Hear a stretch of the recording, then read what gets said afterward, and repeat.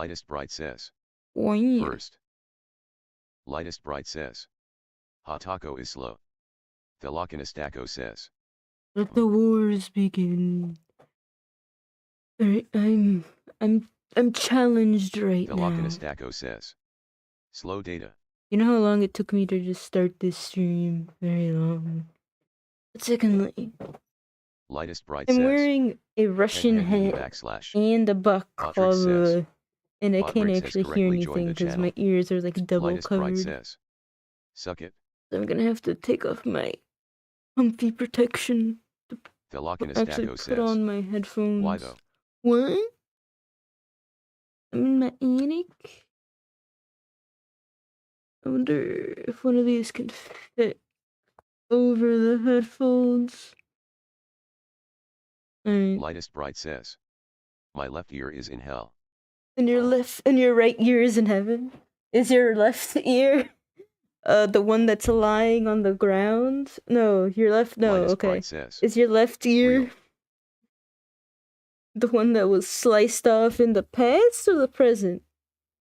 No, is your left ear on the left side of your body that's like currently facing up with the flat side on the ground? Thelochinistako says. Is it the left? Left Is it the left? Are we sure? Lightest Bright says. Oh. Lightest Bright says. LMAO. Thelochinistako says. Oh no, it's the right half, no. Lightest Bright says. Sure yet.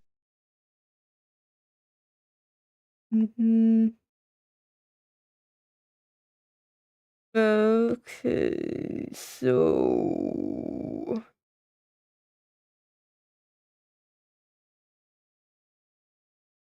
Lightest Bright says. My left ear's lymph node / pressure point area is swollen. I recommend needles.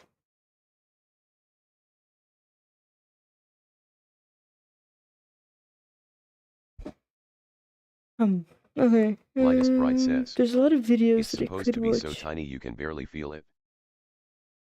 Then I guess if you can feel it, it's swollen. It's the size of a grape. That's what... Ew. Yeah, that sounds bad.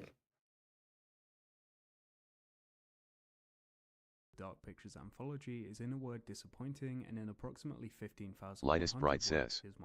Ear infections suck. Playing this game is like dating. I agree. I'm glad that I've never had one. Knock on wood. However, you quickly find yourself looking for any kind of commitment, and all it seems to want to do is fuck around. Whilst occasionally showing flashes so of the character is simple.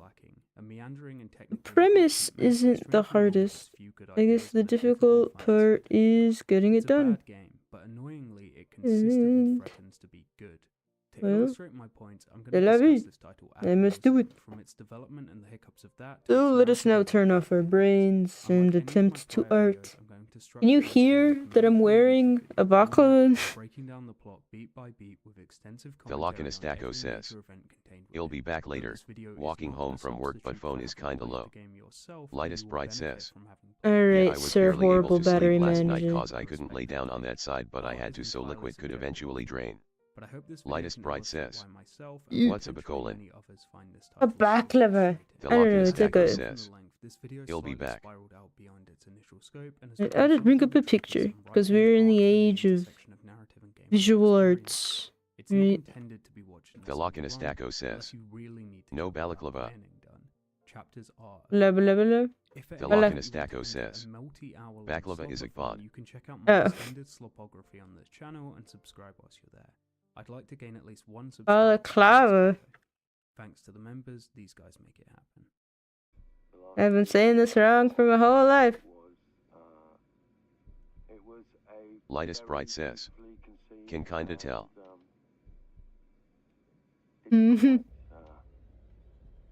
Right, this is like half a balaclava. Says. I did for a very long time too. Lightest Bright says. Why are you wearing it anyway? Well, cause I went for a walk outside, and so I wore it plus a Russian hat, and then It's like, you're just a little muffled kinda. Yeah, that makes sense. I'll bring it Velocity under my. Stacko I'm says, kind of choking myself at the same Ushinsa. time. I think I'm wearing it wrong. And this is like not even a full one. It doesn't have like the hood part. I should get Lightest one. Bright I says, kind of want that one. fuck off, nerd. I would kind of actually like one that's just like this. It's like the picture shown. I could probably wear it to work, and that would probably be very nice. I legitimately want this now. Please buy it for me. But anyway, I went outside and I walked in the cold, and then I stripped off my jacket halfway through. But as long as my neck and my head are cozy, because I am still wearing a Russian hat. You know, like a big fucking gigantic fluffy hat. Wait. In recent years, in the vein of the spoken, Gollum, really anything like that. More I gotta- broadly, think about things like the Velocity cultural Stacko art says, style, Hey, Kafka Ushinsa. sequels to beloved IPs, or the co-worker music. Lightest Bright says, Ushanka. Nerd. Kind of thing, and it's low-hanging fruit, Yep. but there's little But it has more like a to little say than crocheted just top. It's very to cute. say it. I like it a Most lot. everybody hates this because it lacks It that covered my genuine edge ears. that allows us to connect to a work. Velocity There isn't Stacko that much says, more to say about You this kind of Shanka. art because it itself has You almost nothing to Shanka. say. It can be fun to shout about for a bit, but there isn't Anyway, much so I'm not gonna more show you because you already know. The more interesting kind of bad art is when you can tell a creative or team of creatives put a lot of thought and ideas into a project. I gotta that do a simply slight doesn't detour to quite see fit the if bill. Lightest Bright says, This is a lot A harder shank to measure, and AHH. it's honestly a matter of taste.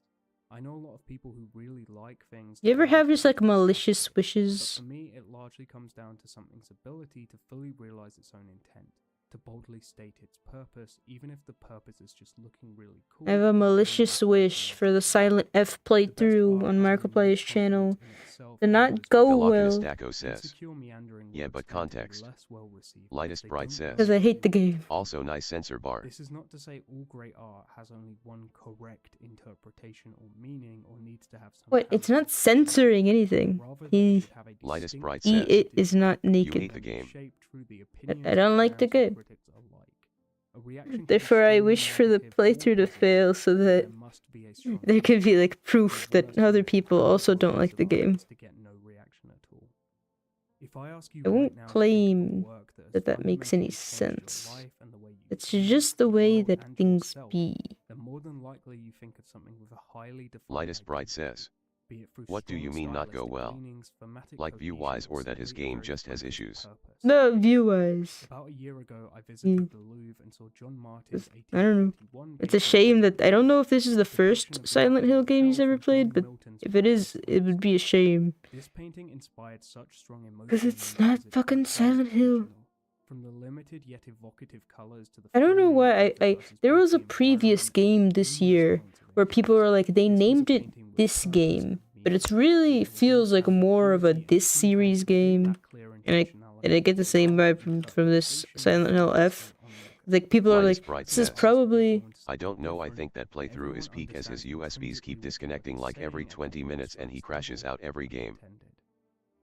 This piece Good. not only understands what it wants to be, but also I don't know the where I'm pitfalls and going with strengths of this. the medium it belongs to and the manner in which it will be approached and interacted I think the with. issue is Lightest that Bright says, the head is Every pretty time. fine, but This the highly body is a fluid and mess. subjective definition Then is I especially get hard myself to apply to lost. video games, which Lightest as a Bright medium says, require variety, Sore my brain is balance, not and a well. narrative with countless Lightest Bright systems. says, But in my opinion, Sorry. a good video game Lightest narrative Bright I mean, you says, type better than Taco does on a WTF. regular basis. I cannot say much. Examples being the modern Persona games showcasing their power of friendship, JRPG messaging through I just don't know where to go. upgrades to social links and usually casting extremely isolated We'll just individuals as start from villains. start from zero. Does basically all of its storytelling through its setting and core gameplay loop. Psychological horror titan Silent Hill 2 tells us almost everything about its Lightest past Bright with says, combat encounters, He monsters, stated in the side first missions, episode that it wasn't his final first Silent Hill game, but it is Recently, the I've first been one he is mouth-watching for the uploading. first time. A shame. In that game, Lightest the Bright ship says, takes the place as he of played a the other ones when mirror, Amnesia came providing out, the point of view I characters, think. a threat, and a character of its own all at once. Lightest Bright says, The list of titles I can't for which remember, this synthesis it was goes something on. like that. Loads of people way smarter than me have written some brilliant articles about the intersection of narrative and gameplay and how to bridge it efficiently within the medium. But for the sake of this argument, I'm focusing more so on a title which does not do this. I think what divides audiences on things like The Devil in Me is that if you're able to look past this game's many flaws, there's a lot of creativity at play here. Interesting story beats, fun aesthetics, an attempt to improve upon gameplay. But if these things don't fully pan out, then the audience will always... I know. I just hope there's a moment at the end where he's like, and this game sucked. But I know, because the thing is, some people say that it doesn't really, it may not suck as a game, but it is not a Silent Hill game. It belongs in that category of media where it has just enough about it to cultivate a response among some people, but the fanfic is always going. It's made by a team from Hong Kong, if I remember correctly. It feels more like a show reel of interesting concepts than a fully realized vision. Works like this are only as good as the imagination of the fan base, as interaction with the work requires you to meet the creator in the middle. I could spend all day trying to qualify this, but it's very much a know it when you see it thing. I'm sure you've got your own takes as to what falls into this category. It's largely a matter of opinion, but for me it's all about the intentionality to stand up to scrutiny. I know this distinction is subjective, and you may completely disagree, but for now let's look at this game in length and allow me to explain exactly why it falls into this category. As a fun little game, why don't you leave a comment with a game, movie, or other work of media that you feel falls into this bad art category, and let's start some arguments. Okay, great, moving on. I was born with the devil in me. Say that again? Released in 2022 and developed amidst the COVID-19 pandemic, The Devil in Me is the fourth installment of the Dark Pictures anthology, acting as a season finale. Lightest Bright says, and unfortunately this is the first Silent Hill game I've watched anything on, although it does feel like it's a bit off compared to what they are supposed to be. Yeah, okay, I would recommend, and when I say recommend, I would beg Lightest Bright says, that you check out. Anyway, why don't you like F? I don't know. There's the people that I watch don't like it, and I legitimately enjoy hating things. In an interview, creative director of Supermassive Games Will Doyle said, "Even though it's an anthology, we can't just go, this is purely about the story. There has to be some." There's a guy whose videos I love, and he's like a big nerd when it comes to a lot of these Japanese games. And I would say, please watch his video. Lightest Bright says, and I'll check out the other games if I get it either for dirt cheap or if I find a good playthrough on it. This guy's videos on Deadly Premonition are what hooked me in, and I've watched like every single one. I watched every single one of his videos, and I really like them. Most of them appear briefly at the start of the game, then pop up very like he even does videos on, he's even done videos on the Silent Hill games that people have really ragged on, which I think are like Silent Hill Rainfall or some stuff like that. These segments of greater movement variety honestly feel like filler more than a real addition most of the time. Yeah, like the last two Silent Hill games have seemed pretty shit and pretty not Silent Hill. And when you consider the other one was like some the PS2 generation were doing this Lost Memories or something. It all falls a bit flat. Where the game does improve over its predecessors, I mean, like the going narrative is that I don't know, whatever studio owns them has just been like putting out shit for a while. Konami? Like, they've made a bunch of pachinko machines about based on their IP.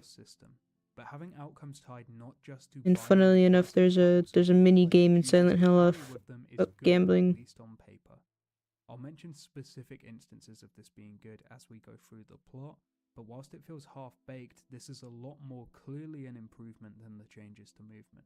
Often within games that market themselves as being choice-driven, there's a series of large, clearly signposted and extremely binary choices that create the illusion of a branching story, though often these choices are relatively inconsequential. A lot of Telltale games do this by frequently implementing a choose who lives type choice, only to kill off the other option a chapter later because the game can't account for major story changes brought about by the choice a player made. As a player, it can often feel a lot more meaningful if smaller things like discovered items or a developed relationship with an NPC leads to unforeseen outcomes, and allowing scope for these less obvious choices is a good direction to take the series in. I hope that in Season 2 there are more outcomes tied to the relationship system, player inventories, or even just minor choices. The inventory facilitates this kind of organic development to plot by tying major outcomes to far earlier and inconsequential seeming choices, whilst also allowing for more interesting open area gameplay with puzzles that require you finding certain items to progress. This is refreshing as so much of the series feels just like walking between cutscenes. Very rarely do you actually need to engage your mind in these gameplay segments. On top of that, each character feels more unique as they have an item that is unique to them and can change up gameplay for their segments, although most of these are pretty bad in this installment. In fact, the best items are given to the least interesting characters. At least twice in this game, a character's equipped items have an outcome on their fate, and that's good.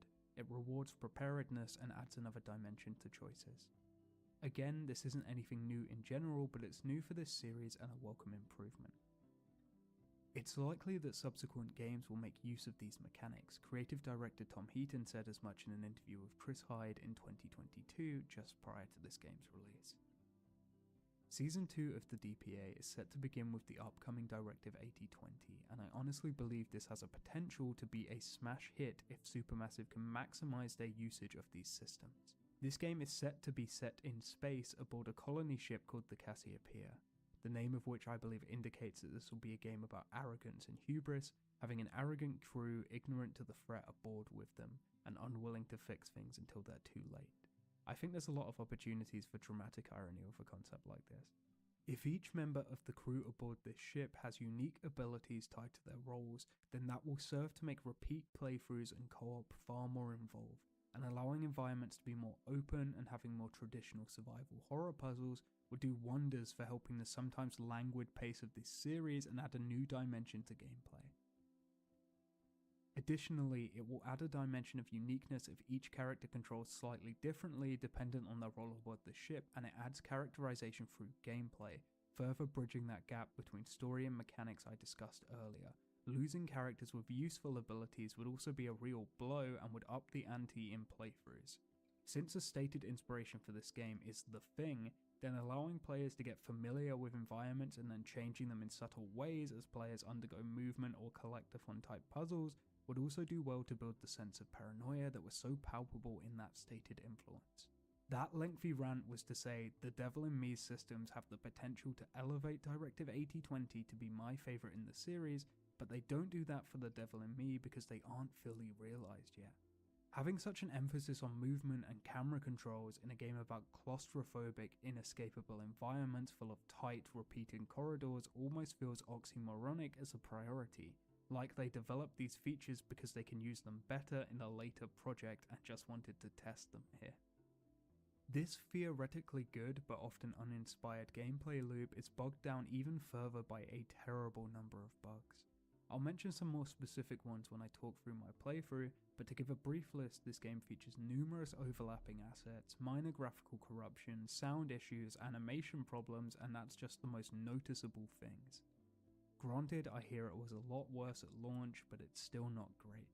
This game also has an uncanny stilted vibe, which I can only assume was due to the constraints of recording during a COVID lockdown, although behind the scenes footage does show actors sharing a physical space, so I could be completely wrong here.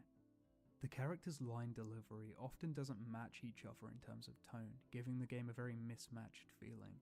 The strongest scenes are when characters are entirely in isolation, which isn't a good trait for a series that's lauded for its multiplayer. Character models are often uncanny too, which is true of all the games, but especially noticeable when paired with the double threat of this game's dialogue and line delivery. Perhaps. Of course, gameplay is always secondary to narrative within the querrieoh DPA, says, so to shift the focus in this way was always going to be bold, and it falls flat as it leaves us with a half-finished system to explore a half-finished story. Once again, the components are clashing rather than complementing one another. Speaking of clashing components, this game also has collectibles called obels, which I couldn't fit anywhere else in this script. They can be used to purchase dioramas, which are just 3D models from the game, in the bonus features. It's not a massively fleshed out system, you can't even get enough obols from one run to purchase all the dioramas, but it's also an entirely optional collectible with minimal impact, so it's neither good nor bad, it simply is. I don't care at all about obols. As with all the games, a relatively well-known face was brought into play the character on the box art, this time being Jessie Buckley, who plays Kate. Jessie Buckley does a serviceable job here, but I've seen her do better elsewhere. She even did better in Men, which was another horror project she was involved in 2022, and I didn't even like that movie that much. This isn't her fault, it was her first time being in a video game and the direction doesn't seem too inspired, and Kate is also a bit of a nothing character. So, I'm sure she tried, but it just doesn't work for me. They also hired Paul Kaye, probably best known for playing Thoros of Myr in Game of Thrones, to play Charlie, and he gives the strongest performance in the cast, with Charlie being far and away the most expressive character with the widest range of visible emotions, so well done Paul Kaye. Charlie is my favourite character, and as with Tanya and Little Hope, he's the focus of the direction I would take the game in a rewrite, but even with all that praise, I still think he's just above average. Across the board, the acting can be described as fine, but the uninspired nature of the plot and writing in general leaves a lot to be desired. Speaking of uninspired plot, this game is largely inspired by the crimes of H.H. Holmes, often cited as America's first serial killer. To understand the game, we need to understand Holmes, so time for a bit more context. On May 7th, 1896, Herman Mudgett, aka Henry H. Holmes, was sent to the gallows. H.H. Holmes, real name Herman Webster Mudgett, which is a hilarious name, is a difficult figure to discuss because so much of his life is shrouded in sensationalism. The yellow journalism of his time makes it hard to tell with certainty the exact scope of his machinations. To put it into modern terms, imagine if the only news people had about Ted Bundy came from drama videos on YouTube. Holmes was honestly more interested in fraud. The game also has collectibles called obols, which I couldn't fit anywhere else, around 9 or 10, according to Adam Selzer, Chicago-based historian and author. Holmes did own a building in Chicago, yes, but the downstairs was shops and the second floor was long-term rental rather than a place for guests he could just dispose of. There was a planned third-floor hotel, but this was never opened. Holmes did kill people in this building at least a few times, but what makes him interesting as a historical figure is just how utterly rife with misinformation his legacy is. In H.H. Holmes, The True History of the White City Devil, Selzer writes, "Right away I discovered that a major part of the story I thought I knew was wrong. Every article I'd read said the castle burned to the ground in 1895. In truth, there was a fire that year, but the building was still standing with the top 2 floors rebuilt for more than 40 years before it was finally razed, and papers spoke of it frequently in the early 20th century. An uncropped version of the most common photograph of it even shows a 1930s pickup truck near it." Separating fact from fiction turned out to be a tremendous task. It soon became apparent that Holmes's real story was very different from the story I had been told throughout the 20th century. Nearly all of the Holmes legend as we know it can be traced to 2 or 3 tabloid and pulp articles, and thousands of first-hand accounts, articles, witness statements and legal documents have been sitting unexamined, buried in microfilm reels and boxes of crumbling paperwork. I'm saying all of this now not just to give you a sense for the primary influence on this game, but because later it will become relevant when discussing the themes at play and how this game fails to capitalize on them. H.H. Holmes was a charismatic swindler, he also killed people, but in popular culture he's become this devilish boogeyman who haunts this labyrinthian murder maze, somewhere between a siren and a minotaur. So as a writer, you have a lot to play with here. The influence of Holmes as a mythologized figure rather than a person allows you to indulge in wild speculation, over-the-top violence, and you're tasked with creating a man so ineffably charismatic that he can get away with a frankly insane number of crimes, whilst charming the press into churning out pulp about him. He's the kind of person who captures the imagination. There are built-in themes when you tackle this figure, and centering your story around a documentarian team naturally brings to mind stories of misinformation, wild speculation, and misunderstanding. Holmes, by nature, has to be a figure with an innate charismatic aura to him, the kind of person who inspires real-world horror stories long after his death. Sadly, we do not see this in game. All of the interesting things about H.H. Holmes have been gutted and completely sanitized over the course of The Devil in Me. With this context now established, let's begin talking about the game from its prologue and look at why it's so bad. Goodness, this place is fit for a king. Or my queen. Oh, you. Kiss this. Okay, let's go through everything, starting with the prologue. DPA entries usually have really tight prologues that set up the game's themes and central threat, but this game doesn't. Let's talk about what happens. The Devil in Me opens in the 1893 World's Fair in Chicago with newlywed couple Jeff and Marie checking into the World's Fair hotel owned by one H.H. Holmes. The two get promoted to a honeymoon suite, celebrate with some awkward flirting and a pillow fight, and then split up so Jeff can go downstairs and buy a shaving kit and Marie can take a bath. Jeff wanders down the hall and almost falls into a pit of spikes, revealing that an evil Fred Jones is at play in this hotel. But it's just I love nets so much. You don't have any idea of what they're made of and what they can mean to somebody. Jeff rushes back to Marie to find that Holmes has already killed or at least badly wounded her, and here he can fight with Holmes or run away. Either way he dies, and the prologue ends with Holmes checking some new guests in. So if a prologue exists to introduce themes, characters, events, or settings, what's the point of this prologue? These characters aren't reused, even the villain who is woefully underutilized and mischaracterized. The events exist only to clue players in on who H.H. Holmes is. The setting isn't reused. The rest of the game takes place in a similar house but not the same one. So all I can assume is that this prologue is supposed to be an introduction of themes, but even then that's tenuous for reasons I'll go into shortly. This is far and away the worst prologue in the series. The game would honestly be better if it just skipped it, especially as the first proper chapter opens on a major character just expositing the history of H.H. Holmes to the camera. America's first serial killer confessed to 27 murders. But as investigators sifted through the traces he left behind, following his path from city to city, the number grew significantly. Nearly 200 lives. Everything we'd learned here was explained afterwards in a far more efficient way, which is a really confusing choice. An often throw around and broken by me writing rule is not to repeat yourself. So why explain everything again in a more concise way right after doing your lengthy intro? It would be like if I wrote a screenplay for something called Nero, the Monster in Rome, and Nero himself only shows up in a prologue before inexplicably vanishing. Then another character comes in, tells you his life story in a few sentences, and then the rest of the story is about some weirdo artist during the reign of Septimus Severus who has some of Nero's interests but is a totally different guy in a totally different time period.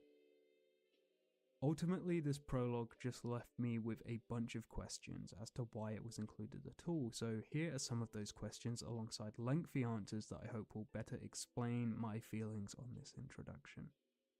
Question 1. What am I supposed to take away from this thematically? Well, this prologue could be argued to introduce a number of themes that the game will iterate upon. It focuses on a newlywed couple, and many of the choices included within serve to characterize the pair's relationship with one another. So this prologue seems to be about just how far people will go to protect their loved ones, and how they reassess their relationships within life or death situations. Given the fact that 4 of the 5 characters in the core cast beyond this are couples, and the meta fact this game is designed to be played co-op first and foremost, I believe this is the central thing we're supposed to take away. And this is the one thing I will praise this prologue for, although I feel it could have been more interesting to perhaps introduce some more obvious points of contention between Jeff and Marie before asking Jeff to decide if he wants to risk his life to save her or run away. We see the 2 major couples in this game struggle with conflict that makes their choices more conflicting. Jeff risking his life to save his wife who he adores does nothing but tell us stuff we already know about him. Jeff choosing to save his wife he suspects of being unfaithful or is in an unhappy marriage with or some other point of contention would be more drama and add dimension to this choice. Hell, they could characterize Holmes better here too. Having Marie flirt with him could be a way to show his charismatic appeal and make him less of an awkward weirdo. Whilst I personally don't like Jeff and Marie and find their interactions to be pretty stilted, they do serve as an introduction to this central theme, and the title will make a point to further explore this with Kate and Mark and Jamie and Erin. This is a serviceable introduction to a theme. It works fine, but it's nothing special. Another potential theme here is the desire to watch someone's last moments. This game makes frequent references to this, with Holmes encouraging Jeff to speak his mind to Marie before they both die, and clues throughout the game beyond the prologue showcasing that both Dumet and his inspiration Manny Sherman, both inspired by Holmes, are obsessed with the last moments of a person's life. They view it almost as a work of art and consistently chase the high of that specific moment, so showcasing Holmes' interest in it here works as a bit of setup. For the sake of talking about things chronologically, we'll get more into this later, but this prologue does introduce this as a theme, although it's not until much later that this will be explored properly. This is also fine. They don't need to explain everything or fully explore this theme immediately, and this works as an introduction. My issue with this is how poorly explored this theme is later on, but that is not a point against this prologue.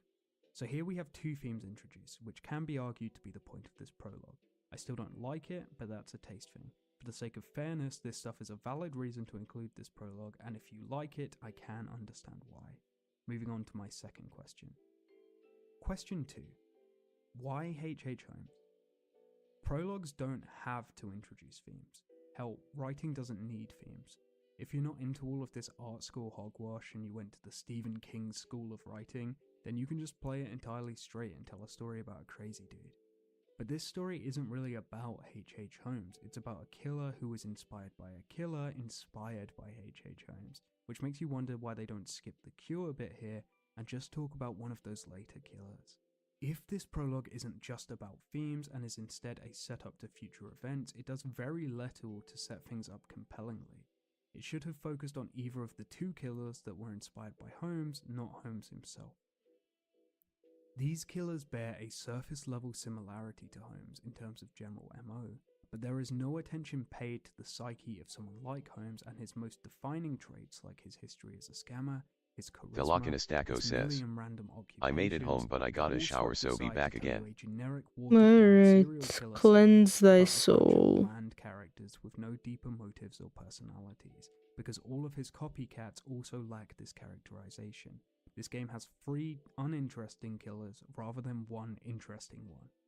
I believe this is because supermassive games fundamentally don't understand H.H. Holmes and so can't effectively utilize him as a quasi-mythological figure. The depiction of him we get here is why I brought up all of that context earlier, because it's not even remotely accurate. There was no hotel. There were very few murders that weren't carried out for specific reasons usually tied to insurance scams, and most importantly of all, Holmes wasn't this creepy weirdo. He was charismatic and outwardly friendly. He was able to seduce numerous women, and most people who met him found him to be incredibly agreeable. This game even features footage from a documentary called H.H. Holmes, America's First Serial Killer, which was released in 2005 and features outdated work from Harold Shater, who has since been heavily debated. The only reason to indulge in all of this sensationalism Stacko says, NVM actually I'ma finish my homework and chill for now. History, but he doesn't even appear after the prologue. Getting the homework done ASAP is also a positive route to take. So much of this game is concerned with the aesthetics and mythos. Man, it's hard to believe it's only like level, but it never wants to 9-ish here. You know, close to 10-ish here, so close to midnight there. By the time the day fell over, it was only like 6, and then I fucked around until 9. I gotta take off the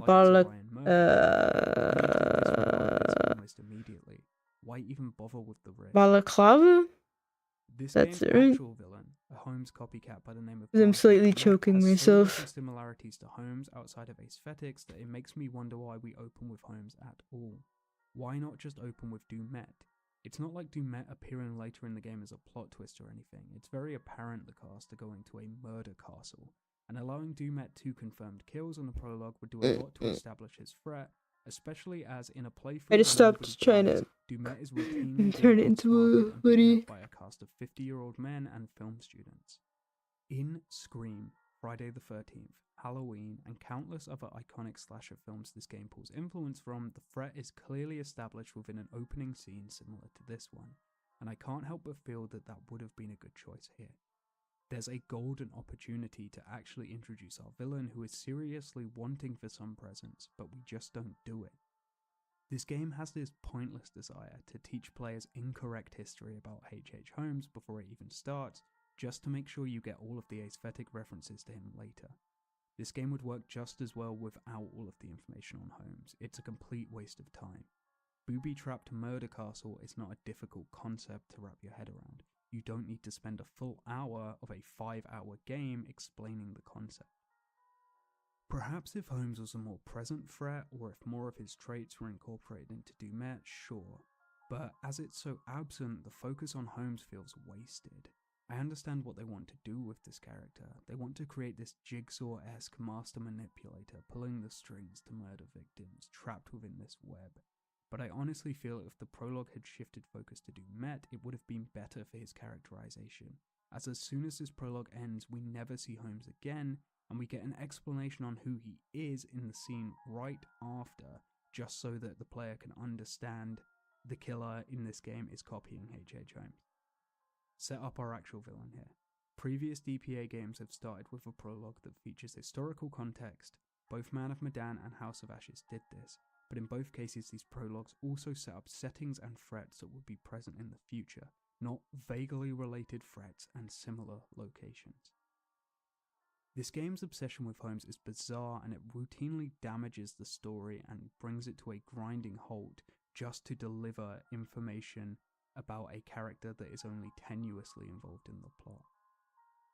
Supermassive games feel so wrapped up in their own influences that they're scared of being their own thing. They don't make obvious or more compelling narrative choices because they're obsessed with making sure the players understand all of their references. They're pausing every few seconds to say, "Get it? Get it? Do you get what we did here?"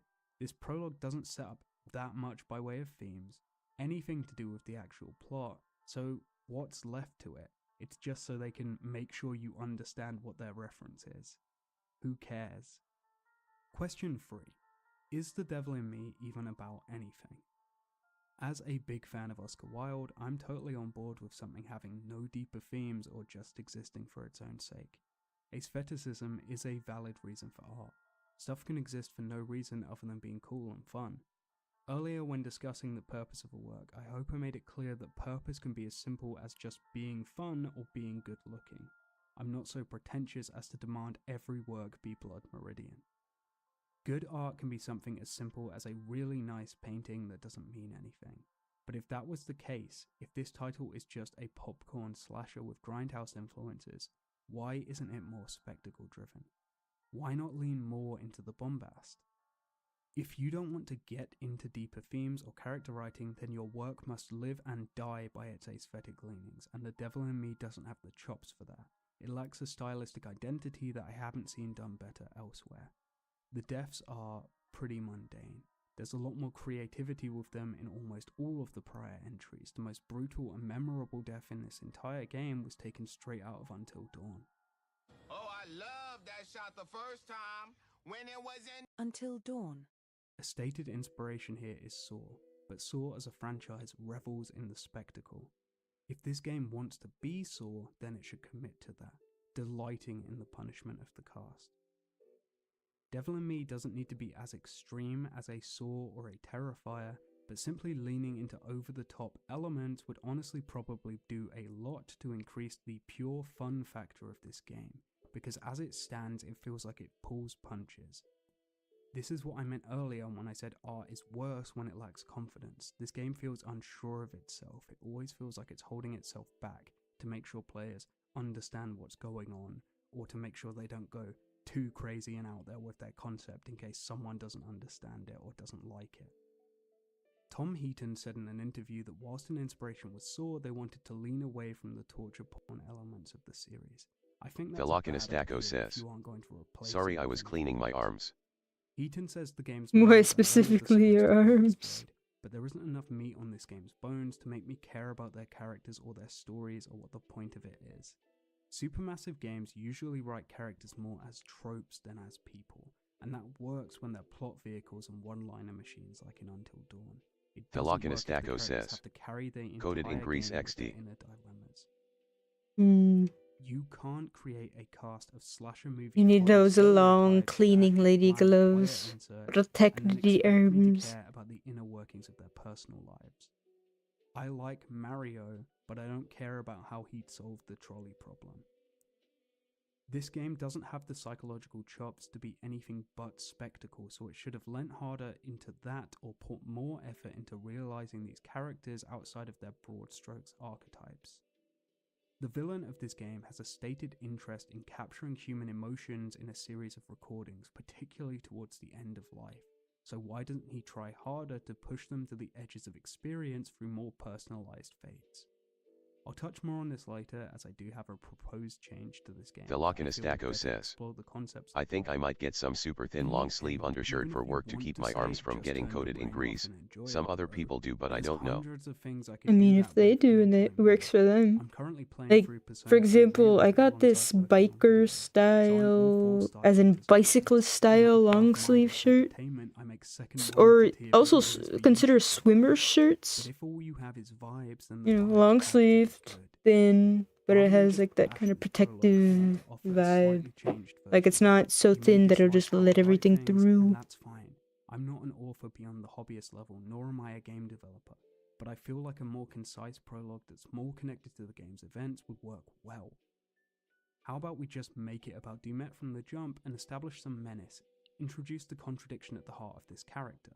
Dumet has so much potential, and to understand that, let's jump ahead a bit and explain him. Stacko says, I think you'll try getting one and seeing how it JS. And then talk about how they could be better used. JS.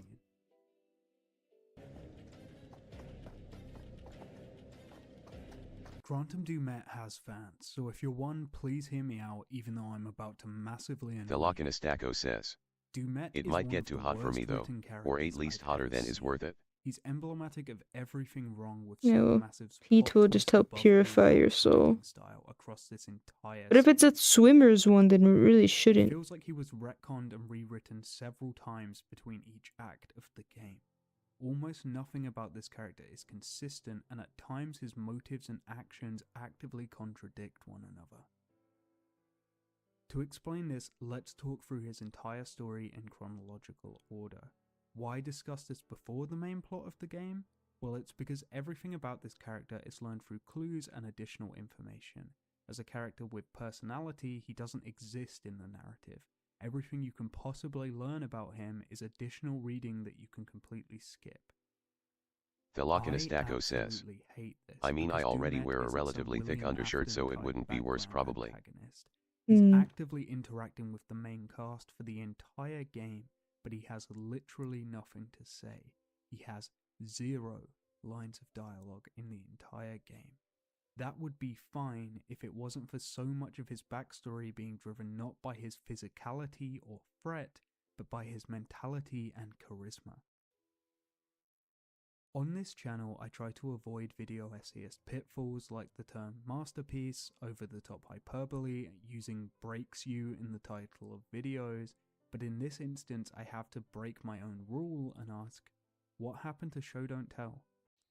Oh, brother, this guy stinks! To have the entire characterization of such an active player within your narrative be locked behind optional reading simply doesn't work in this instance. It can work in horror properties where the antagonist is less directly involved, but Dumet isn't just a behind-the-scenes schemer, he's an active threat and somebody with a lot of screen time. So to completely obfuscate all of his personality is a very strange choice, to say the least. Grantum Dumet, the antagonist of this game, is actually a guy called Hector Monday. After a life of relentless bullying from his peers and neglect and abuse from his mother, who was his sole caregiver, he developed violent tendencies but was able to suppress them for most of his developmental years and early adult life. In 1988, Monday graduated with a degree in psychology and he went on to get a job in the FBI.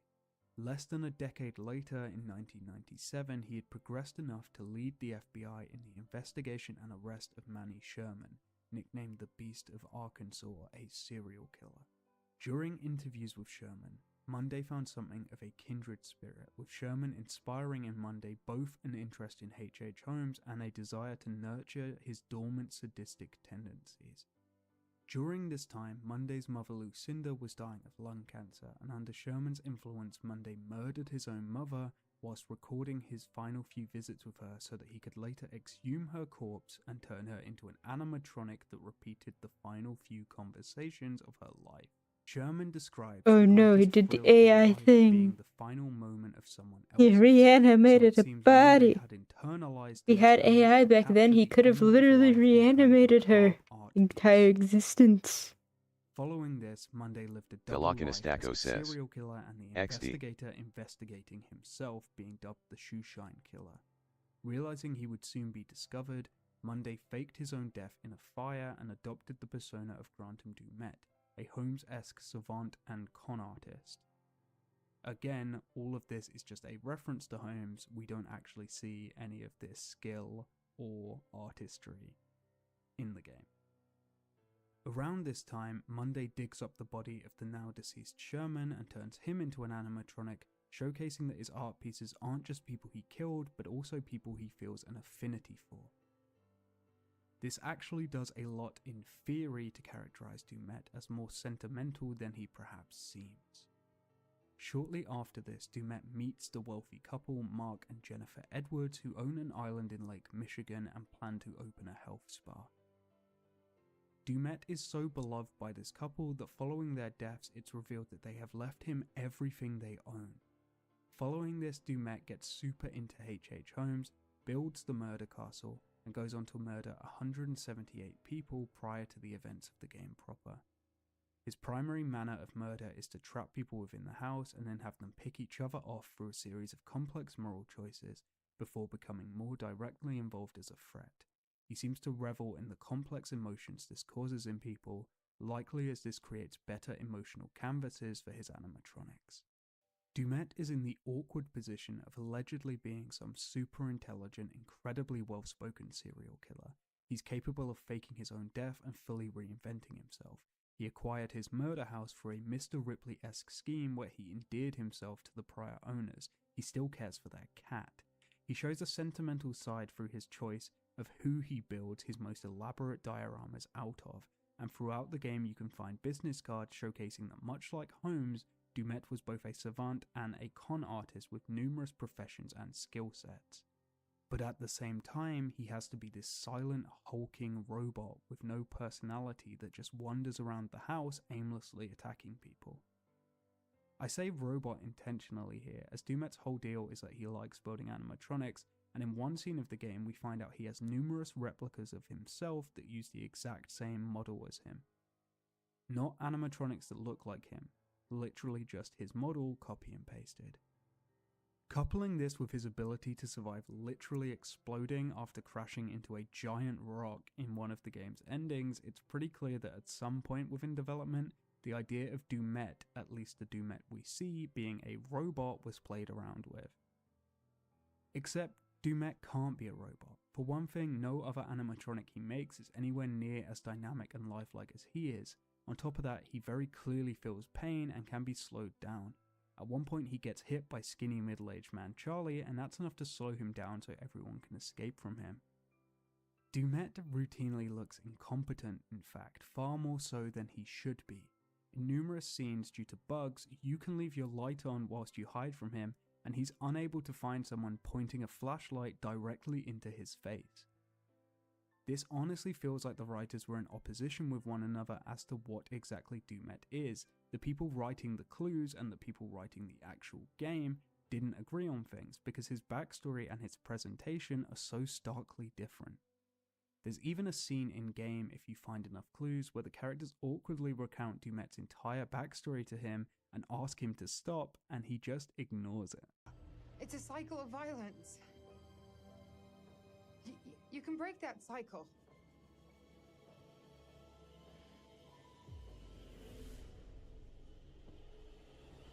This scene alone showcases the disconnect between Dumet the idea and Dumet the character. They can't coexist within this scene because they're so far removed from one another. When confronted with the potential to be a more realized character, the Dumet present within the devil in me just feels weaker for it. This man who is so ineffably charismatic that a wealthy couple gave him everything they owned has 0 lines of dialogue, and this sentimental killer who feels a strong attachment to his past doesn't react when confronted on it. This is especially bad as Monday is clearly shown to be someone who is heavily influenced by others' opinions on him and someone who is deeply affected by his past, so to have literally no reaction when confronted on these things is bad. Dumet keeps photograph and macabre art pieces of his victims as well as people who have massively influenced him like his mother, Sherman and the Edwards. He feels like a ghost haunting his own memories, so to be confronted for this and do absolutely nothing is a waste. It should prompt the more wistful and romantic side of Dumet. He shouldn't stop being a killer or say, "Sorry guys, my bad," or anything like that. But to see him express more emotion would work wonders for his efficacy as a character, especially when he's so one-dimensional. There's an implicit sadness to Dumet, a man who is defined entirely by his past. His motive for everything is eternal preservation. He wants to exist in a permanent stagnation and build a collection of memories he can exist within. But this implicit sadness is never anything more than implied. Honestly, they should have cut this confrontation scene as it's just another instance of characters loudly stating the plot and what's going on, and in this instance it actively damages the characterization of Dumet as it runs contrary to everything we're told about him. There's actually a fan theory that Dumet is 2 people because so much of what he does isn't possible or is actively contradictory.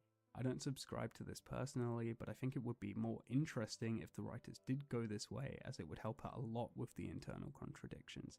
Dumet simply can't be one person. On top of this, the writers at Supermassive are obsessed with plot twists, to the point Dumet does things that don't make any sense just to shock an audience he shouldn't be conscious of. In numerous scenes, when the characters arrive on the island, a figure in a yellow raincoat can be seen stalking the group who is clearly Dumet. We even see scenes where he isn't anywhere near the group and he wears this disguise. This is so later the person in the yellow coat can be revealed to be an animatronic in one of the game's first moral choices, except they clearly aren't an animatronic in these early scenes. The group can see him in this outfit exactly once, but he's not trying to be seen. And it's Kate who sees him, not Charlie, who is the character tied to the dilemma with the raincoat animatronic. For the most part, this is for the benefit of the player, meaning Dumet went to the effort to fabricate this persona purely for an audience he couldn't possibly know exists. There's an argument to be made that this is for anonymity or to set up a later moral choice, but if it was the first, he shouldn't wear bright yellow in such a washed out place, and he wears a mask later on anyway. And if it's the latter, he should make more effort to be seen by all members of the Scooby Gang if he's going to be jump scaring them later. The concept of a character getting changed into their villain outfit to hype themselves up between scenes doesn't really give me Michael Myers vibes either, it's more like Megamind. I'll return to this raincoat character a bit more in my suggested rewrite, so stick with me here. In-game, Dumet also keeps the person alive at the end of each cycle to pretend to be him and have them lure others in, but this is also bad and comes off as twist first, sense second writing. Partly this is because using a scared person reading off a script as a lure instead of your own implied natural charisma comes off as off-putting. We see this in game, and honestly it feels like it would just lower the success chance of getting people to come to your murder house. Over the course of a playthrough, Dumet will kill this lore person, and then everyone else escapes, so he has to start another cycle without fake Dumet, and he's completely capable of it, which really makes you question why he even bothers.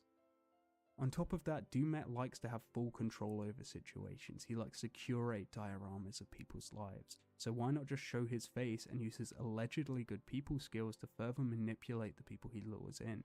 It's not like he expects any of them to escape and leak his identity, and even when that does happen in a potential ending, he just keeps going and nothing happens. He uses a fake Dumet because people playing The Devil in Me will go, "Whoa," when they realize the guy they meet at the ferry isn't Dumet. It's so painful when you can tell a writing decision has been made, not because it seems like something a character would do or something that makes sense in the story, but rather because it will make a moment for the audience. It feels cheap and manufactured, and supermassive games are full of moments like this. I think that's enough for now on Dumet, but I'll talk more about specific moments later, so on to my proposed changes. Why not just make the prologue about Dumet and make Dumet two people? Maybe not two people per se, as Hector Monday is such an individual, but have the groundskeeper in the raincoat be the friendly Dumet persona he uses to enthrall people and invite them over, and have the big hulking animatronic be the killer. This establishes Dumet as a threat, whilst also allowing two facets of the character to be explored. You can have both the hulking physical threat and the charismatic savant coexist this way. A lot of fan theories already imply that this kind of thing is going on, so just do that. This prologue can play out basically the same, with Jeff and Marie coming to stay in a newly built spa or being invited like any of the other characters in prior cycles. This runs the risk of having the audience be too clued in on Dumet being a villain, but there doesn't actually need to be a plot twist here, and allowing him a Josh from Until Dawn type fake out death during one of his manufactured dilemmas later on would cause them to question this assertion anyway. So if you really want to have a plot twist, you can create a double bluff red herring here. Assuming we keep Jeff and Marie about as characters, this prologue can play out exactly the same beat for beat with a few minor changes to tie it closer to the game's actual plot. All of the benefits can be kept, and we can strengthen it by making it more relevant. In the game as it exists, early in the prologue, Jeff and Marie can stumble into a room with a body of a victim of Holmes. If they're in Dumet's murder castle, it could instead be a partially constructed animatronic of one of them, foreshadowing Dumet's desire to capture them into these machines.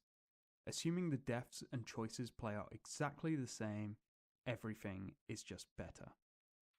Showing as much of the animatronics as possible is also really funny, because if a player doesn't find any clues, they'll never learn what the point of these things even are and just think them to be a quirky novelty. However, to take things a step further, I would have this entire prologue be from the point of view of Mark and Jennifer Edwards, a couple who are trying to build a spa on an island and receiving help from Dumet, who is a close friend of theirs, before they are brutally murdered by the Dumet animatronic. This naturally creates questions in the player when they arrive, such as why the spa that they saw in the prologue is now a H.H. Holmes murder mansion. Why Dumet, who could be introduced as a kindly family friend, now runs the place, and what the deal with these robots is. I feel this would be in keeping with more conventional slasher intros, while having a more direct through line to the plot and making players ask questions without giving Botrix says, thematically, YouTube it chat touches on check. the same themes as the pre-existing prologue, but updates them to be more relevant. I won't bore you with a line-by-line rewrite like I did in Little Hope, but I feel a shift in focus similar to this would work wonders. Of course, this would mean Dumet has killed less than 10 people at the start of the game, instead of the almost 200 he's sitting on during the first act. But honestly, there's no reason for the number to be this high other than to have another factually incorrect H.H. Holmes reference. Let me know what you'd change though. Always happy to see creative writing essays in my comment sections, and I know that my own writing is not infallible. This was a really long section on the shortest section of the game, but to me a prologue ought to set the tone to keep people interested, so it warranted a lengthy discussion. A prologue is one of the most important things. Why do you think my intros are so long? Moving past that, let's kick up the pace and talk about the actual game as it begins with Act 1.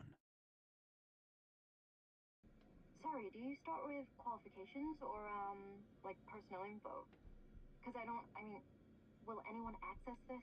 I'm kind of private, actually. Act 1 begins with all of the characters looking directly at the camera and stating their job and motivations, except my game bugged and main character Kate's audio didn't work. Luckily for me, these characters will tell you their entire deal almost every line of dialogue from this point onwards, so this bug doesn't really change anything. Usually, and for the remainder of this game, I'd bash characters just outright stating who they are and what they're about, but this serves the dual purpose of showing us the characters are being watched and studied, and it makes sense as they're a documentary crew working on a project and Their eyes are also dead inside. No Can't really writing see technique it. is inherently bad, it matters. Our main cast consists of Kate, the presenter, Mark, the camera guy, Guys, Jamie, the lighting technician, Erin, the sound engineer, and you're just Charlie, gotta producer and kinda gotta true trust me. Their PlayStation eyes are all dead The group, who inside. work for Charlie's company, Lonnet Entertainment, are working on a series called Architects of Murder and are struggling to make an episode on H.H. Holmes. As mentioned earlier, there's a lot of speculation on Holmes and not much Velocinistaco actual says, concrete evidence, dead. so this makes sense. Charlie gets a call from a guy called Grantham Dumet who offers them a free trip to his house, which also happens to be a one-to-one recreation of the H.H. Holmes murder castle in the middle of Lake Michigan.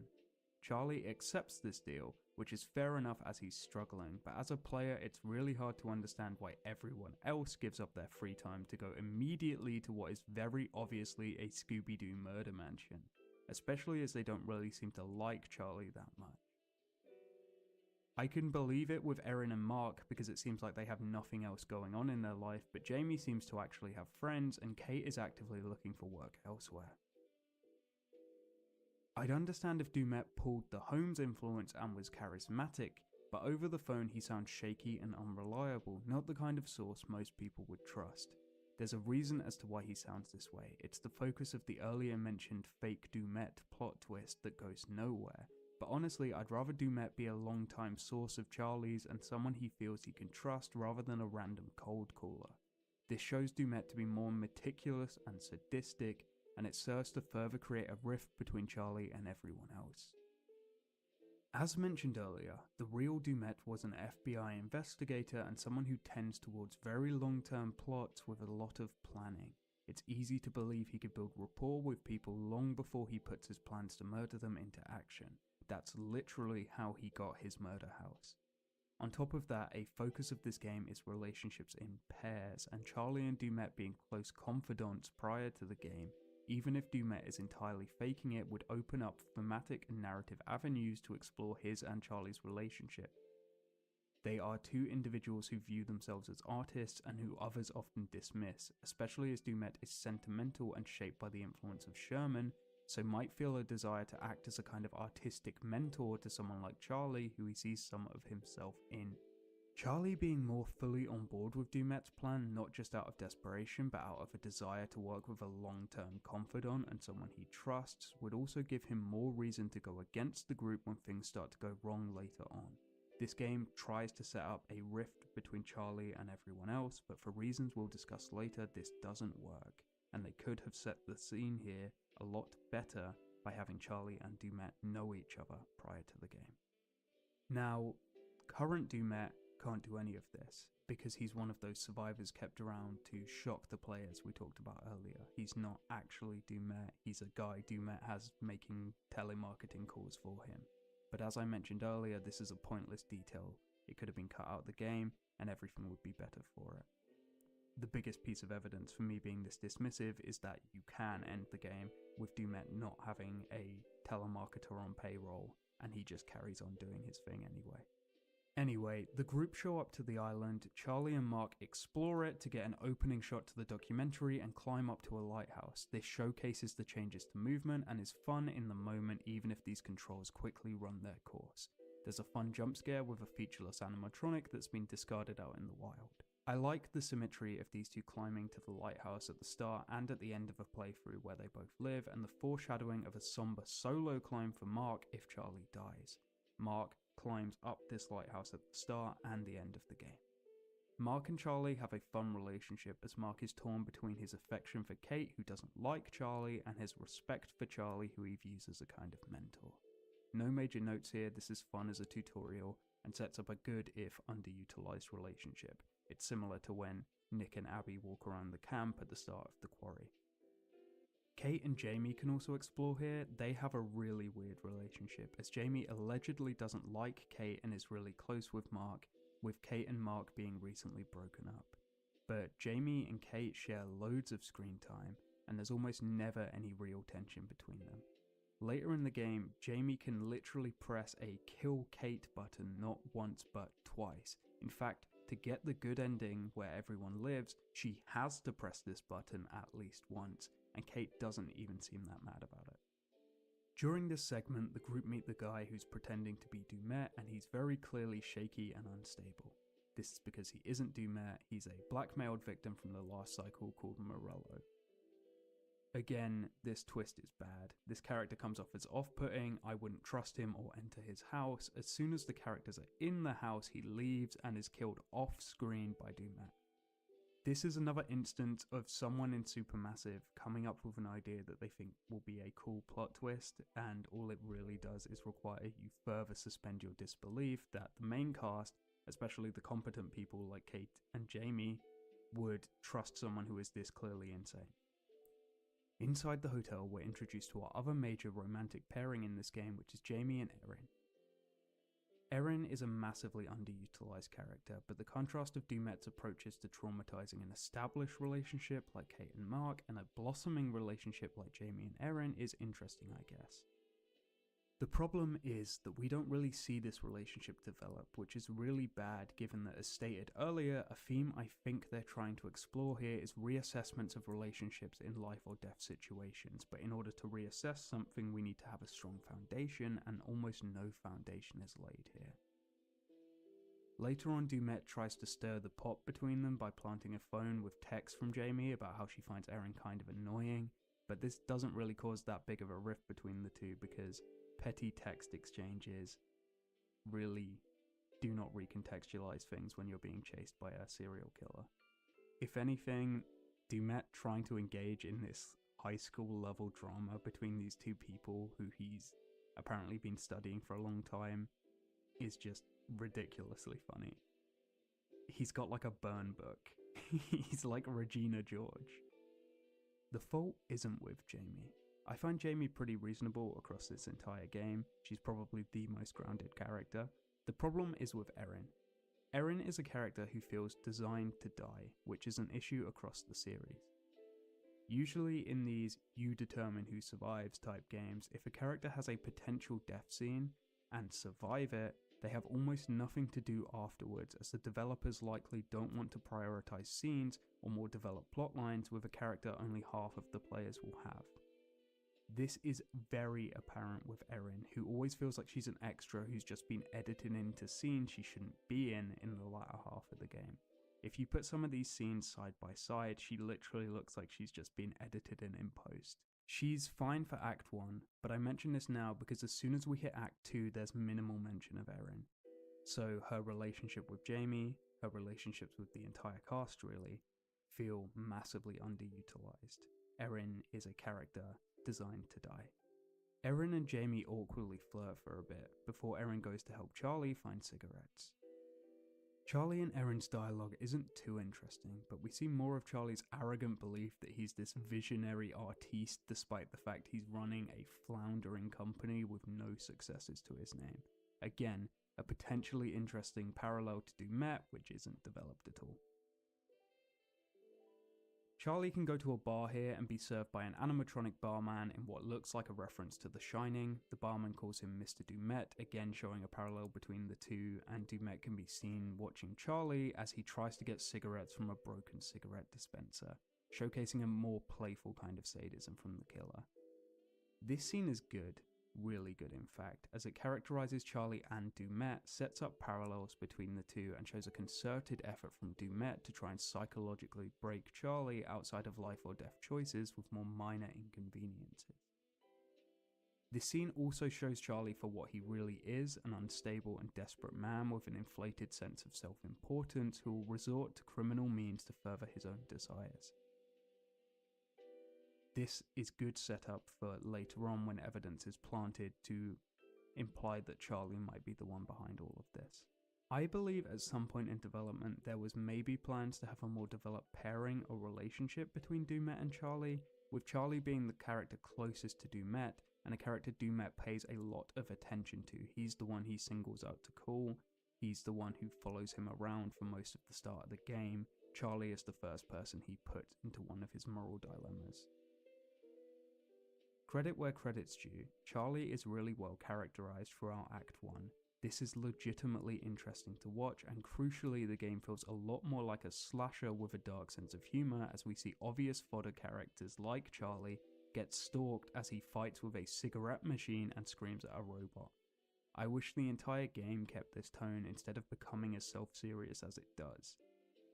One of the most charming elements of Until Dawn that I feel supermassive games have failed to recapture as it goes on is this kind of darkly comedic side of things. Meanwhile, Mark and Kate parkour around the hotel before dinner and talk about their relationship. This scene isn't as good, but it introduces a H.H. Holmes animatronic, further showing Dumet's interest in Holmes.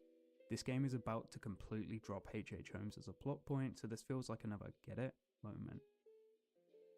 A funny detail here is that Dumet purchased H.H. Holmes' actual hat on credit, which he never intends to pay back, and the guy selling it was somehow not aware that this was a signature move of Holmes. Again, it can be pretty good as a dark comedy when it wants to be, but only in Act 1. Charlie shows up and gives this scene a point at the end as he can eavesdrop on the pair and grow irate that they're planning on moving on from his business even though everyone knows that Lana Entertainment is failing, showing his possessive nature and how attached he feels, especially to Mark. What could be a scene about Kate and Mark is actually once again about Charlie because he's a more interesting character. In fact, as slasher fodder goes, Charlie is honestly S tier because he has a clearly defined motivation to stick around in the sketchy situation that nobody else has. Even if Charlie survives this, he's got a failing business and the pressure of a network to deliver on.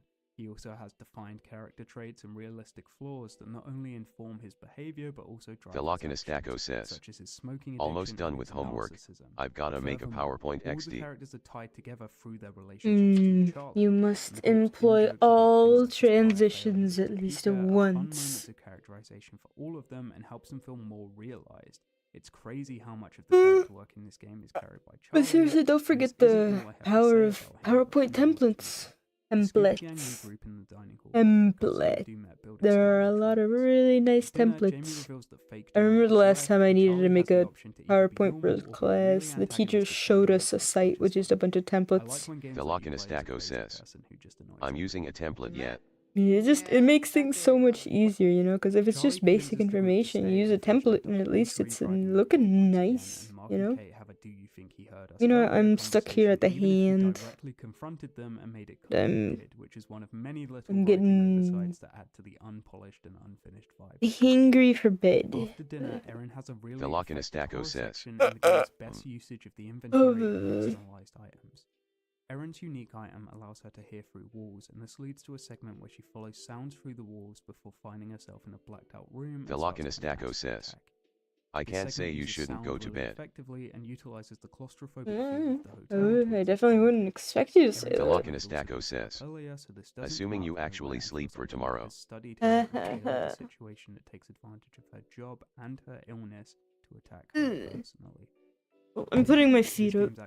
I'm taking a 5-minute break. Velocinistaco says, now if you just go red, don't be gay and keep working, bitch. There's not much to occupy me. Strong characterization for him as he doesn't want to just murder. Even if I died, it would not bring me much joy. Scare her so she has more content for an animatronic.